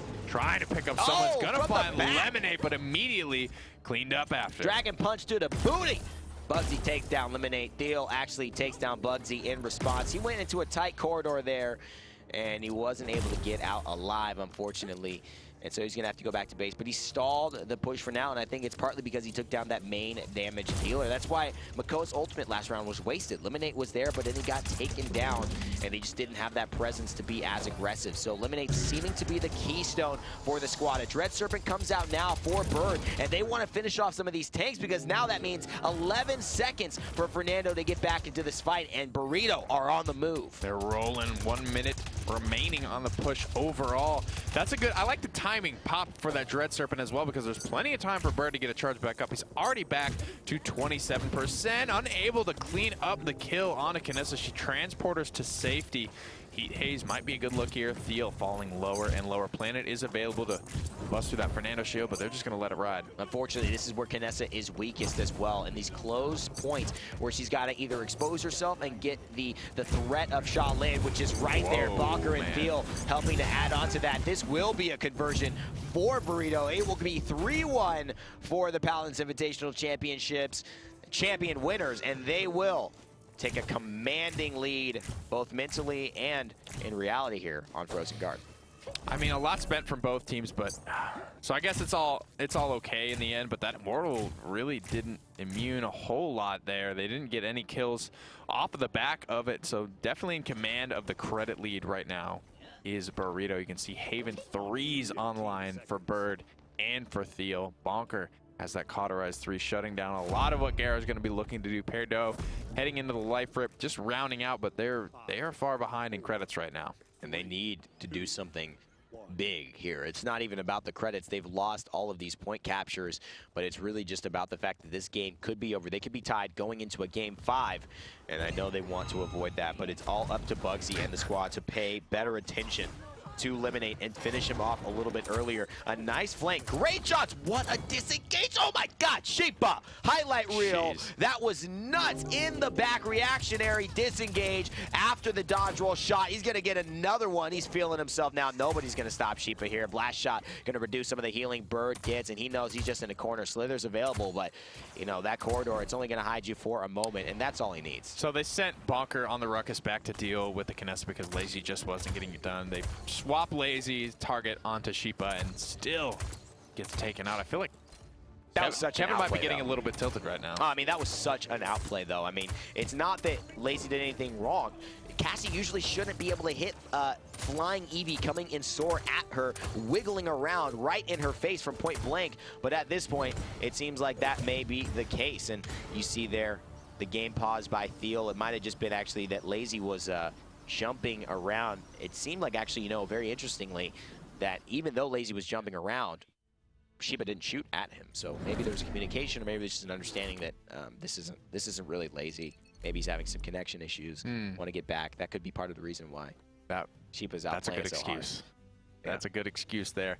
But right now, I mean, it feels like they're up 3-1, Burrito are. Well, 3-2 now that District 69 have just captured the point. But they just, whatever it is, connection lag, Lazy needs to be able to find more in these team fights. Lemonade, you know, shouldered a lot of that burden in the second round. Bird and Bonker shouldering most of it in the first in terms of just getting it done. Right now, they just need more shutting out. But Perdo's been fairly quiet, so though Lazy's not getting the kills, the distraction is often, it's not a tracked stat on the scoreboard that Eevee brings a lot of to the table. And, you know, we're talking about Eevee, but really picking up these pieces, it's been Lemonade. He's been the guy that's just been there when they need him. He's kind of like, you know, your friendly neighbor, right? And call Lemonade, he shows up right when you need the guy. And that's been, I think, the turning factor. It's great to see these new additions to these rosters really showing that they deserve to be here. You know, having Burrito have these moments where I could have lost, we would have lost if we had not picked up the Sky. I think it's really good kudos to Lemonade showing up really big in his first open qualifiers. He's doing very well. I mean, he hasn't really been shut down in any of the game. Granted, he plays Shaolin. Most of the time he played Cassie, I think once, maybe twice, but Shaolin's so strong right now. If Lemonade is here and healthy, he's going to have a good game on the guy. We're getting right back into the action. Bugsy has the Dragon Punch online. 2 minutes remain on the payload. Push Burrito lead District 69 in game number 4, 3-2 on Glacier Keep. But it does seem that for now, it is all up to D69 to really make sure that they can change the momentum, change the pace, and change potentially their fate. They've stalled the game for now, but can they actually turn this into a potential victory? This is a nice spot. Nice great wormhole, and she waited too long. Lazy. I mean, that just seemed weird. That's a cute spot, but it looks like Bugsy knows about that. You know what I mean? Yeah. Like, that would have worked against you or I. Yeah, exactly. I would have been like, where did he go? Where is he? But Bugsy just got the read on him, read the option perfectly. You know, Eevee is a very pattern-based character. So Bugsy playing against him so much, maybe just kind of starting to figure out his rhythm. Now that Bird's not going to be on Eevee a whole lot, I think Bird's going to be on supports 99% of the time. Dragon Punch, though, does miss. Oh, no. That's awkward. What a cool spot for him to do the Dragon Punch as well. He kind of floats off into the abyss, goes out into the angle, and everyone's like, kind of, where's Bugsy? And then the Dragon Punch comes, but he's just too far, misses some of the angles. Eliminate with a double kill to clean things up. And those Bordeaux is doing great work on the Kinessa. He and his team are forced back thanks to losing their captain and unfortunately not getting anything off of that huge one-hit KO, the Dragon Punch. 30 seconds remaining here on this payload push. Everything except Dragon Punch available for District 69. Every ultimate available for Burrito. They'll likely to hold on to as many of these as he can, but Lemonade bites the dust early on in this fight. Bird retreating back to Bonker, going to throw out a stun, narrowly able to save his off-tank's life, and it may not even be the case. The Wrecker shredding through. Bonker goes down. Bird's in a bad spot right now, and this looks like it could be conversion. And Bird just staying so long, just surviving so long. Such a fantastic performance by him. There it is, the fire spit. Lazy might might be tilted, but I know that Bugsy is not. He's doing a great job. Actually guesses wrong on Shaolin, but it doesn't matter. Lemonade feels the brunt of the Dragon's Fury, and actually will take a rocket 2 to face. Shaolin will go down. It looks like Maldamba is 1 to fall as well, and this could be 3-3. This could be a successful defense, and will Lazy get bursted? Yes, no, yes. He will. Yes, no, yes, nios. Well, he kept blinking. I mean, he did. So, all tied up 3-3 here. District 69 have the chance to close out this series. They are leading 2 games to 1 against Burrito. It's best of 5. So this could be it. This could be it. This could be the first set District 69 takes off of Burrito in a long, long time. That would be great for morale, and, you know, it would leave Burrito, I don't think, questioning their lineup too much, but it always it stings a little bit to come off a win against these guys and give it right back to them. But Bugsy showing up in basically every game today has been the main factor. The guy has not missed a beat, hasn't, you know, he's been practicing with his team, staying strong right now. Drogos is far from dead, it would appear. And far from dead as well, and he has gotten rockets to the back line. That's exactly where he needs to be, and Bonker is in a bad spot. Drogos can easily see him, not only with a fire spit, but with some long-range damage as well. He gets into a great position. I love Bugsy's play right now. He has not been focused down by Shaolin because there hasn't been an angle yet. Now there might be. Here's Heat Haze, and you know that Shaolin's trying to finish him off. There's Theo. Could he finally slay Bugsy? And Bonker will clean it up with the damage from Ruckus's miniguns. Burrito, 60% on the point and counting, and they have won this point fight convincingly. That's just ballsy moves from Theo right there to be able to pop Ancient Rage into the face of a Dragon Punch right there. Now all Burrito need is a strong zone. There comes the Dread Serpent, and that's going to provide the window that they need. Burrito, hold on Frozen Guard. We're going to a game 5. You hear the Eevee troublemaker? That drum feels pretty tight. It's like a drum solo, yeah. So, he gets it done. Yeah, Lazy. he gets it done. Lag or not, maybe. Who knows? Yes, no, Tilt maybe. or not. Tilted or not. They're hanging on. Burrito, take it to game number 5. It felt like Burrito were losing that game the whole time. It's weird. It's weird. After casting it, it feels like Burrito were losing that game the whole time, but they come out with the win. The conversion is pretty much the story of that big Dread Serpent onto Elven Path and an Immortal that didn't really land the mark. So key, every single ultimate on the board. Gonna have to find its mark in this type of set, or you're really gonna be punished for it. And guess who was the most punishing? I mean, I figure that there were more damage coming out from Sheepa. He played excellently, but Lemonade, he was the guy with 86,000 damage. I mean, far and beyond what Lazy could produce in that game. Actually, almost exactly double. Theo beat Lazy. He's got to be lagging or something, dude. And there was just an incredible amount of, I think, carry by Lemonade in this game. 26 highest eliminations. He was a guy who I think stepped up a lot, not only with just, you know, damage, but I think he had some clutch impales. You know, he bought a lot of time, you know, when Jera and a couple members, I just remember trying to finish off the Makoa, and he gets impaled, he goes down, and Lemonade comes through. Even though Theo dies, he picks up Jera, he picks up Sheepa, changes that point fight, wins that objective. Yeah, Burrito, that's just crazy that they were able to get it done with Lazy being 14 and 15, 43K, got beat in damage by, you know, everyone except Birds. Everybody except your mama. Basically. I mean, Elven Path even beat him out there on Fernando. Jera even beat him out there on Ying. Just crazy, crazy stuff there. Peridot and Sheepa, I think, were the silent assassins there for District 69. Almost 90. That's his cast. We don't get a lot of times to actually say this about Lazy, so I think we're just going in. It's on weird. It today. Yeah, I mean, we're just, you know, it's weird. It's our moment. It's our moment to say, Lazy, you know, you had a bad game. You sucked. You sucked that game. It's our moment. I'm just kidding. We love you, man. But you know what? Wasn't your best game. Obviously, you got one more to go. So let's see if you can turn things around. I know that you're the champion. Your whole team is. Will you be able to settle it all on Fish Market? Yep. And another, I mean, Sheepa's casting 90K quietly. I feel like that always happens to you and I. We're just casting and then we're like, oh my God, Drogos, and then Cassie just doubles his damage, and we're just like, oh, all right, Drogos. That happened. Yeah. Cassie, the silent but deadly hunter's daughter. So this is cool with Stonekeep in the map draft now, that not every map has to be played. in these best of fives with 2 bans. Yeah, really cool. Timbermill does not have to be seen here, even though it wasn't banned. And Fish Market, though, I think it opens up some of the things. The ice maps will be seen more. We see this trend of like, okay, now that they've, they like Jaguar Falls, they like Serpent Beach, they like Frog Isle, and then maybe they'll play a Frozen Guard, right? And now it's like, okay, we'll do the 2, but now we're comfortable with Ice Mines, we're comfortable with Frozen Guard, and now maybe we'll do a Fish Market. Like, usually, I think now with these maps coming in, you will see just the more maps that players have practiced on for a longer time be where they default to. Yeah, and I mean, there's a ton of new maps coming into the fold as well. We've got 5 in the test queue right now that are being replaced by 5 new ones in OB43.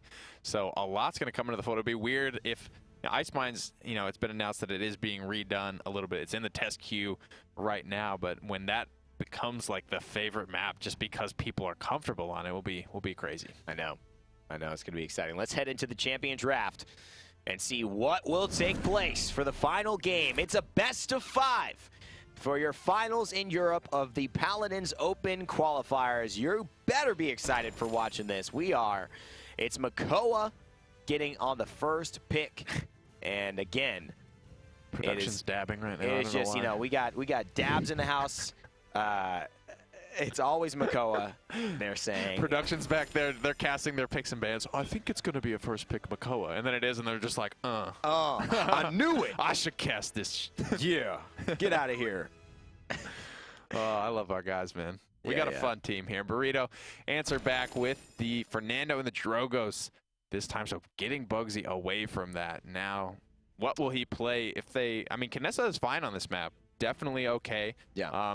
How can Burrito draft around that? Because they got punished hard by Kinessa on Frog Isle. Well, Lazy, I think, feels very comfortable on that Drogos. I think it's already a good start. The only place Lazy can go is up. So if you give him somebody he's been playing very well on today, that could be a good start for him. Maldamba, though, will not be on Bird's hands, but he's shown that he could do well with Ying. I would not be surprised if they select her here and not a little worried that maybe the double tank, maybe the double healer could come out from District 69. Cassie gets taken away, so Lemonade probably going to be on that one, given that Shaolin is over there for D69. Do they lock in the healer, though? This is where tricky, man. District 69 picked their healer last time. Burrito elect not to. They go for the tank. They say, we dare you to pick another healer. Dare you to pick up the Ying. I just don't think they're going to do it. That's where Bird's draft mine, I think, is a little bit better than D69's. Yeah, because they kind of get that for free. Because if they're scared, then, obviously, they are able to save themselves an extra free pick rather than kind of taking something that they just get a little worried about. Oh, they might take it from us. Now they have the free reign to just pick up the Ying, and they've got the Ruckus for free, and they made sure D69 either go for more damage or go for that, extra tank that Ruckus could have been, which maybe they would have liked to supplement on this map. Ruckus is not bad on this map at all. He's got there's a lot of long lines of sights, very good at kind of ranging people out and using that distance to get them off their mounts and really create problems for actually one of the longer maps. That's a big thing you just pointed out. Dismounting people, lot of room to zone. That's a huge thing you just pointed out there. I think could be very clutch. If anyone wins a fight, that's going to be big coming back. D69 will have Peridot on Buck. Elven Path for what is the final time today on Makoa. Jera on Maldamba, Sheepa on Shaolin, and Bugsy on Eevee. And Lemonade for the side of Burrito will be on Cassie. Bonker on the Ruckus. Lazy on Drogo. Steel on Fernando. And Bird on Ying. Ready to head out into battle. Items coming through. Elven Path with a master riding. Wants to get there to the point as fast as possible. And Perdot on the Buck. Looking to flank into the back line and give the enemy team of Burrito as much trouble as possible. Can D69 reclaim a title that was never theirs? Unless you're talking about the summer of earlier this year and claim to be one of the best teams, the best team in the world in Europe. But Theo will end that quickly and put Bugsy back to base to retry that attempt. 27% for Burrito, but Sheepa and Peridot finding pickups, moving around. Theo looks like he just wants to get as much time on the point as he can, charging away. Wasted gourd right there. Long range stun right now. Somebody's fallen low in the backline. Can they convert? Peridot able to leap to safety, and it's Elvin Path who ends up picking up the kill. That's actually a huge mid-air heal onto Buck as he's jumping away. Just that hitbox is sometimes a little bit awkward on Buck, so very good job by Jera to keep him and his teammates alive. Still zoning from the back line, throwing those gourds down offensively rather than under his foot, and to get the healing, he's fine. Mending Spirit's doing the job out there, so he just doesn't need it. He can use it to zone, but up, down goes Theo, looking to find the answer for his team and just create some space. Lazy getting focused a little bit by Bugsy, who's now finding his way back, and the fire spits will be coming through. Great hook, and oh god, Lazy didn't mean to go far that back, but guess what? His own fire spin was the problem. Ooh, what a crazy that was play. close. 263 health. Elvin, just heal. Wait up, buddy. You got a little bit of time, and he's going to do exactly that. Bugsy gets Eliminate down, and Sheepa is potentially going on a rampage here. Rolling in with the heat haze, doesn't have planted for another 4 seconds, but might not even need it. 2 tanks with the Ying support there. It's a lot of damage to pull through, and there's the Maldamba Dread Serpent to make it that much easier Jera's still for alive? District 69. Oh no, Jera died. I couldn't believe it. I was saying, how is Jera even alive at this point? The fire spits could secure this. He's got to be careful. Nice impale, and the damage from Purdue will clean things up. It's a 1v1. Lazy, first Purdue, triple kill for Buck. Can he make overtime go away? Will he activate the ultimate to give him double damage and reset the cooldowns? He's going to jump perfectly out of the Hexafire, but this could be everything Burrito needs to make sure the overtime ticks through. But now that that's gone, it's Elvin Path, and he's got the hook. Ancient Rage at 95%. Immortal comes out. This could be huge. They need this Ancient Rage. Here's the Dragon Punch as well, so he can't pop it just yet. Lazy finds the Dragon Punch there, but it is Burrito in the end. Look at that kill feed. Red and blue both ways. Burrito somehow comes out on top of that cluster. Bugsy just stands there for a second and just takes that in. Bugsy was probably, did we get it? Did they get it? I know, he's like, wait, what happened there? Did you guys? Okay, good job, God. guys. Good job. Good job. I'm not mad anymore. You know, and now he and his team are ready to aggress. D69 have the first advantage, actually. Burrito had the advantage. And that's when he was so confused. Burrito had the advantage, and he was looking, maybe saying, hey, can we push this? No, we didn't. Unfortunately, that is confusing. Guys, why is the payload moving? Hey, exactly. What's going on here? Paladins, fix your game. High res. And Bugsy now finds the hard way that he is. That sounds like Bugsy. He now finishes his play, unfortunately, down 1-0. Minute 40 seconds on the clock. Doing a very good job so far on defending. 1 minute 30 seconds remaining now. Lemonade very healthy right now. Perdue is looking to get in on him though. That's a lot of burst damage. Deals ends up off the map from something. I guess he probably got hooked off the map there from Elvin Path. That would be my assumption there. Minute 20 remaining. Ancient Rage still on the table. That Dragon Punch was so clutch though. I think that's really, oh, nice try. Really what kind of punched it through there for Burrito at the end. So to speak, yes, the punch coming through. There is the repulse man fight. And unfortunately, Shaolin does not get the better of that one. Balker actually takes down Lazy. Perdue's playing like a god on this Buck, though. He is having a fantastic time going against some of these back-end targets that are just doing damage. And however, he and his teammates are not having as best a time together as a unit, as they have not been able to stall this push by Burrito. They're down 1-0, and if this becomes a 2-0, this is going to be a devastating deficit for them to try to come back on. 93% on Buckwild. Recovery is going to heal him up. Jumps over the Ice Storm. Buckwild now online. Might have to pop it to stay alive there, but going to just wait out that recovery. He's going to actually jump away. He's getting in a bit of a rough spot as Thiel is now on his case. Yeah, but Thiel's not going to be able to stay with him for long. He's got the jump as well. Now he might try to go onto Thiel. Wants to save his ultimate for the right time, and he knows that it will cause a ton of attention towards him. And here's Thiel keeping the pressure up. If he drops below 100, Thiel will get that kill with just one bit of damage.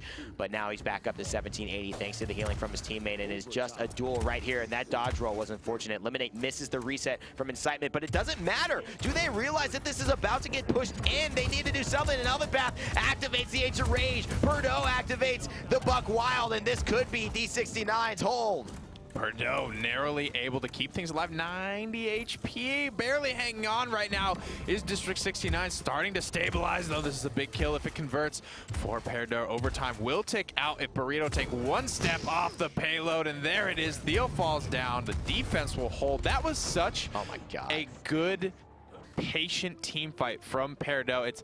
It's a long shot that anyone's going to recognize this, but it reminds me of Cyclone Spin's pentakill in the SPL. It was just watching, waiting in the wings for the perfect time to strike. Pops the Buckwild to shut down the Hexafire. He was waiting, holding on to that for so long. I thought he was just out of the fight. I thought he was just giving it up, but just the absolute perfect team fight there from Peridot to help swing the momentum back in favor of D69. We got to give a shout out to Elvin Path too, who used the great Ancient Rage to kind of bait them out by time. It did seem like they had numbers advantage. There was Ruckus on the point. There was, I believe, Fernando, maybe Bird was on the point as well. There was a lot of action happening there with a lot of clones around, and it seemed like maybe it was all done for D69, but Burrito fall to that defense, and it is 1-1 now. The Cassie reveal showing exactly where everyone is on the side of D69.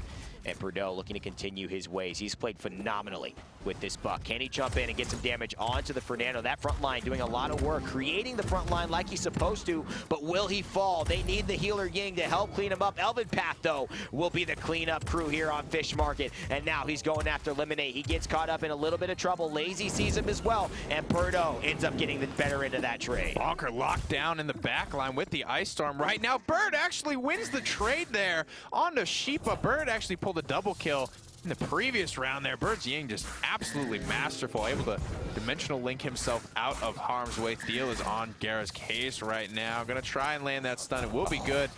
I have to see if it's going to be enough to deter Thiel, and it is. I love that support play. I mean, he doesn't look for the damage, doesn't try to out DPS the Fernando. He just accepts it and says, you know what, I'm just going to stun you to buy time so I can heal and get to a place where I'm not ready to die if you aggress on me one more time. Then heals the buck, says, you know what, you go and finish this fight for me, big boy. Lazy up in the air. He's so low, but now he's healed up enough. Great Slither. It's going to mute him. Oh, Lazy misses it, and actually it allows Lazy to waste the Dragon Punch, but he still stays alive. It's actually better that he missed that there. That kill was literally confirmed, right? Because he died, you know, it was a frame off from the Dragon Punch connecting, but Gara still died. Lazy, in that case, retains, you know, 30–40% of that ultimate charge because it didn't connect, you know? Yeah, that is huge. Calculated, boys. Yeah, very calculated. Exactly. And so it does force a lot of pandemonium. It does get a lot of people off the point.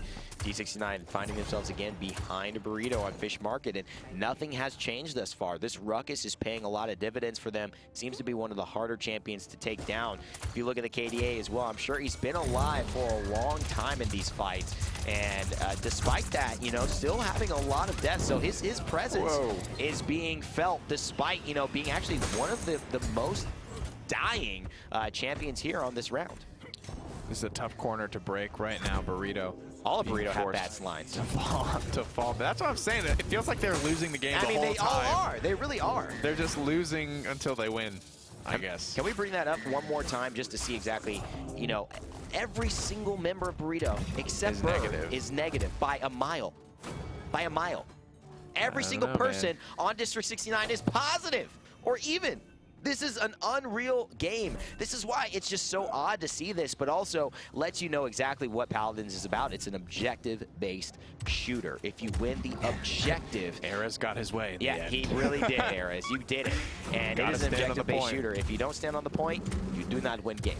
That is so true. I mean, Burrito, they've won the late game double frontline, double support. They just find a way to get it done in these situations, and they're being picked apart right now, but at the end of the day, they still got their point in this round, so they can't be too upset. 40 seconds on the clock. This defense is holding strong. It's 2-1 in this round, but it's also 2-2 in this overall best-of-5 set. This next game determines who will win the championship, who will go home with 100 points, and who will go home with 60. I love the pressure. I like that Theo went there, but I know that now he is very, very in danger of getting hooked off the map, but it's actually not close enough. He went for the aggressive hook, wanted to get it quickly, but he just doesn't end up converting on that. But let's give a shout out to Bird here as well. I mean, he's the only one who's positive, Nick. He's been making some serious plays and some serious healing that's keeping his team alive. D69 are low right now. If they can get in here, Burrito can find the way to capitalize on these kills. They don't really have the flank pressure to do so, unfortunately, but we are going to be in overtime. Burrito Lemonade is returning. They will be 5 strong for this push, potentially able to convert this. Heat Haze is available for Sheepa. He doesn't want to pop it here, but great he shot. will go down. He will not go down. Yeah, Sheepa will slay Lazy in that back line. Oh, he does the though, charge. will go ahead and get the kill. Bird will do this as well. Oven Path is in trouble, but there's the Ancient Rage, but it's into a Hexafire, and the Immortal is still alive for Thiel. So even if they think they can finish this off, they're going to not have the opportunity to do so immediately. Even if the Buck Wild comes out here, they will not be able to immune the damage that is coming out to them, whereas Burrito will, and that is the 3-1 lead. They're losing until they win. Unbelievable. That's the slogan right now. I mean, that was, okay, so I want to point to Thiel right now. Master Riding 2 on this Fernando. They're getting, Burrito are getting picked apart at almost their spawn, right around where the payload corner is. They're getting picked apart. They're not winning their team fights. It's not going their way. Thiel just says, all right, I'm going to the payload. And he just blows by everyone. You know, and Elven Path not hooking him off the map there was pretty huge, right? Because that forces all of District 69 to give up their favorable position and give up the place, the spot they were comfortably winning these fights. Go to Thiel and try and find an answer to this. Creates a ton of space. A third of the map is now opened up for Burrito to now move up. They win one fight, and they get the payload push from there on out. That play from Thiel gave Burrito all of the momentum that they needed to convert in that round. And look, a great fireball to start things off as well. Thiel and this Ruckus are so dangerous together. They're clumping at the right spot, and the pressure being applied between Thiel and Bonker is enough to take down Elven Path. Before him and his team having a fight, Heat Haze is used defensively here. And that is showing you the dire straits that Burrito have placed D69 in. However, Sheepa gets a kill on the Bonker, and this could be the turning point, and it better be if D69 want a chance in this game. That's a big ultimate, though, down from Jarrett. Used the Dread Serpent there, zoned out Thiel, was able to find one kill off the back of it, but Bird is still finding kills on Ying. Ying damages, you can't sleep on it right now. Poking Sheepa out as well to about half HP. Dragon Punch is online for Lazy. Should he elect to use it in 60 to 27 is the slash line on the point right now. This could be the moment. Lazy searches for the Dragon Punch. He and his teammates have several ultimates alive. The Ying ultimate and the Dragon Punch, the one that could do it all, could change this entire game. Can they kill Sheepa? And they can't. That is a big problem here. He's still alive. And Bugsy and Jera actually get the kill, but Bird does slay Bugsy again. Bird, the healer, coming in with some huge plays, but it's 93%, 97% now. It is all up to this moment. Will Fernando fall? He will, and there goes Bonker as well. It looks like Bird is the only one left standing, except there's Lemonade in the back line, and there's a huge Dragon Punch coming in, and it's gonna actually slay Elven Path. Oh my God, Perdo lives as well. Overtime is ticking through right now. 3 kills for 1 for District 69, and they take their first payload of the game there. Wow. So Perdo just narrowly able to stay alive, but Bugsy, I think, was the big determining factor there. Picks up 3 kills in the back line before finally going down, and that's just the pressure you need from your EV player. District 69 climbed all the way back from 30-something% to 97% there, so shout-outs to the captain of D69 for coming through when it mattered most. He just got out of the ice block, right? He shouldn't have gotten out of that ice block. If Burrito win, then they win the set. Yeah, he shouldn't have gotten out of that. There were 3 members of Burrito on there. If not, one of you should have been able to do it, but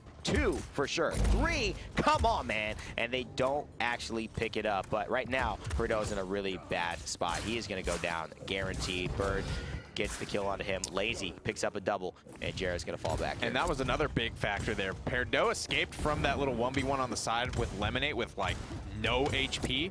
Comes back into the fight with Buck Wild, cleans up 3 kills, and takes it there. Lazy shuts down Sheepa. 1 minute and 30 seconds remaining here. Immortal, Hexafire, and Scout all available for Burrito. Ancient Rage and Dread Serpent online for District 69 to try and get something going here. 1 minute and 12 seconds is all they have. D69 need to push this in. They will not lose if they cannot push this in and convert it, but they will tie things up if they're able to get it to 3-3. And of course, this is going another round no matter what. It's just gonna make their life so much easier with a chance at winning this game soon. And that's what they want to do. They know that they have they have what it takes to beat Burrito, but can they just put it together without things going wrong? Narrowly staying alive was Bonker. They're Lazy finds Perdo. Bonker is taking a lot of damage right now. Finally goes down.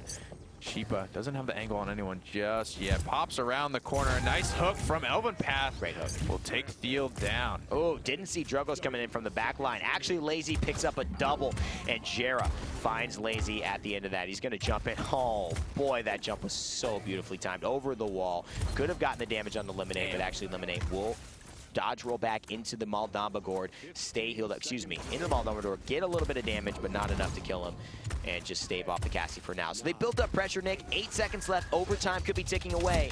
They've got to make a move, and they got to make it now. Hexafire online. All the ultimates for both teams are now available as we head into overtime here. District 69, very tough decision here whether or not they want to spend here, because they will be in danger of losing if they don't convert here. Burrito cannot win in this round. It's going to come down to how these ultimates land. Bonker finds 2 kills in this engagement. Sheepa able to answer back with 1. This is huge. Is Bugsy going to win this? Bugsy slays Lazy in the air. Elvin Path doesn't think they're going to get it. He says give it up. He says give it up. He's not even running back to fight this one, and so they know overtime could not win. Bugsy trying to get a little bit of a charge onto that, and he actually gets the win in the duel versus Lazy, so that's just good for his head. I think that's wise. That's wise here from District 69 to give it up without spending any ultimates for it, because, you know, convert or not, they're going into this next round. Long road, though, now. Yeah, if they got to play it slow and steady, though. You know, they have what it takes to come back. If they spend all their ultimates here, they're going into a 3-3 scenario, you know, giving Burrito a heavy advantage in terms of ultimate. They just can't risk doing that. They'd rather go for the even footing and just take the long road back. Slow and steady wins the race. They've got the turtle on their team. They can do it. And again, now Jera seeming to be the only one in a negative actual KDA for D69, whereas Burrito, we saw a lot of them earlier on in this match, actually had negative KDAs all around the board. Finally, Lazy has kind of closed that off, and Bird still 11-6. Huge play from Bird in this game. This game has been insane. Every ultimate still online, nothing used except the scout yet, just to get that valuable information. On flanks or things with Bonker eating a lot of punishment from that. Perdo is looking to close this kill out, and he does. Perdo doing so well to actually stay alive in that fight. Yeah, that's huge because of the fact that Perdo actually used the recovery and used his ultimate. He's getting double healing as well, because lifesteal is going to apply onto the damage done, and Buck doubling the damage of his shots. Man, that's going to mean double lifesteal. He could stay alive and outbox that Ruckus, which is exactly what happened. Dread Serpent, great zoning tool. Doesn't get a lot for it, though, Nick. Maybe not the best time to use it. Ooh, he gets stunned into the wall. Lazy right now finds the shot on a sheep, but that's so huge. Perno has been zoned out this whole time. Ancient, or Dragon Punch still on the board. Ancient Rage as well. Lemonade finds Gera. Ancient Rage has to come out right now as Lazy is dead. This is perfectly fine time to do it. Ice Storm and Hexafire all coming out, and 10,000 HP isn't enough to get it done. Lemonade is free firing into District 69. I knew it. The way Lemonade was playing, he's on an 11 streak. It's like Bugsy's not getting out of this one. 96%. This could be it. It is D69 trying to stake a claim for the championship bout, but they unfortunately have no claim to stake at this moment. That's an Elvin Path down, ladies and gentlemen. That's a Buck into the air and down again. Lemonade on a 14 streak. The sub, who not even a sub anymore, now the new player introduced onto Burrito GG, will be one to carry them, as well as Bird's incredible gang performance, to a victory in the first week of the Paladins Open Qualifiers. GG's to everybody involved, and congratulations to Burrito for taking the win. I could watch that set. I could watch those two teams play all day. All day. They are... I don't even know where to point to in that last team fight, to be honest. I don't know what won it. You know, Perdo got zoned out a little bit, but at the same time, Lemonade chased him out. There were a lot of things that could have gone right or wrong within every fight for these two teams. It's very difficult to call what, or pin down what exactly swung it in Burrito's favor. You know, it's kind of like a new deployable nightmare, where instead of Barrack having his deployables, it's just Yang with her clones, and then Ruckus is just like a turret. Just like a bear, but because he's stationary, except he hits way harder. Holy damage. It's just so impossible for them to actually deal with killing the Ruckus, killing the clones, dealing with Lazy, dealing with Thiel, and then Bird's getting kills on top of it. Bird is 40-6. Dude. I don't know, man. I mean... 163k healing, too. He had an incredible, one of the best Yin games I think I've ever seen from somebody in the professional Paladin scene. And he was the reason, in my opinion. 4,500 credits. He was the reason. 225 objective time. I mean, this is a flawless game. He was the reason that they won. Yeah. 100%. If he even has He's an fragging out, man. If he even has an average Bird game, is fragging. they don't win. Average game, they don't win. If he's just like the rest of his team and 4 and 9, they don't win. Oh my goodness. Yeah. If he goes 19-12 like Jared did, they lose. Yeah, they lose that. I mean, Maldamba pumps out a lot of healing, but God, he just got that's it, man. Bird just carrying Burrito, I think, in that game. Beat Maldamba in healing, beat him in damage, got more eliminations, less deaths. He's just ever present. Ying is, one of the higher skill ceilings. It's so hard to master Dimensional Link. That's Ying's movement ability. Yeah. But once you get it down, she can be so elusive. And it's not tracked, but it's one of those non-paper stats where just trying to track her down and figure out where she went. Meanwhile, the rest of Burrito is just lighting you up is just so invaluable to be able to do that. Eliminate top damage, right? He's a new player for their team. Comes in, top damage for the team. I mean, that's an incredible performance by that guy, making a big difference for a squad, and shouts out to D69 as well, having Bugsy back, clearly showing that, this is as ever a tight contest as it has been and will be even tighter moving forward in the future. That's a damn good game from Bugsy on Eevee as well. 129,000 damage. A lot of times you see Eevees not really do a ton of damage or not really keep up with some of the harder hitting champions just because a lot of their value comes in that distraction in the backline where whether or not they're hitting shots, as long as they're taking fire off of the frontliners and the supports, that they're doing their job. But Bugsy just doing both in this scenario. Sheepa Shaolin as well. I mean, 150k damage. That is pretty nuts. But again, it was Burrito. And sometimes we say the question, where do you separate these teams? How do you say who won that today? Bird gets my MVP. Yeah. So close for everybody, though. Let's take a look at the point standings for EU. Burrito gets 100.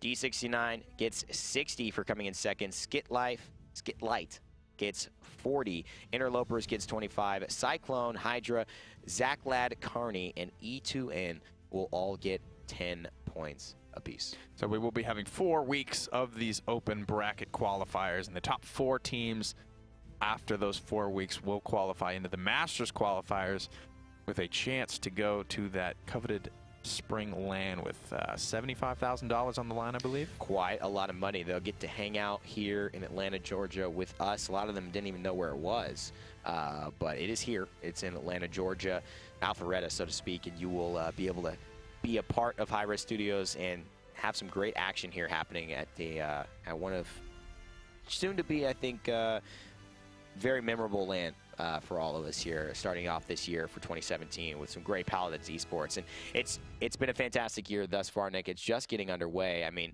best of 5 set for the finals of EU. The only thing that could be better is if we got to do this again tomorrow. We'll get to do it again next week. I'm interested to see, looking forward at NA, a lot of big roster swaps over there. Match Point was the clear favorite in North America as we look towards tomorrow. We'll be having the same thing, same time, same place for the North American Open Bracket qualifiers. Match Point have, at least in the community tournaments, been taking a back seat now to Eager, because they did lose Stolzy to the Eager roster, but Eager lost Z1 Unknown. So yeah, all things told, there's still a lot of talent kind of swirling around in the pool for North America. A lot of dust yet to be settled, and a lot of score yet to be seen. And, they also have the, I think, favoritism and playing differently in EU versus NA. That meta is completely different. So even though you're seeing Paladins esports today and you'll see it tomorrow, you might see a lot of different champions picked up. You might see a lot of different champions favored. And, of course, when you get down to the finals, a lot of different champions, I think, kind of determining how things work. But I'm excited to see Stolzy on his new team. I'm excited to see Matchpoint and Eager and all of the new NA squads that have come together and put together some rosters to really challenge the top dogs there.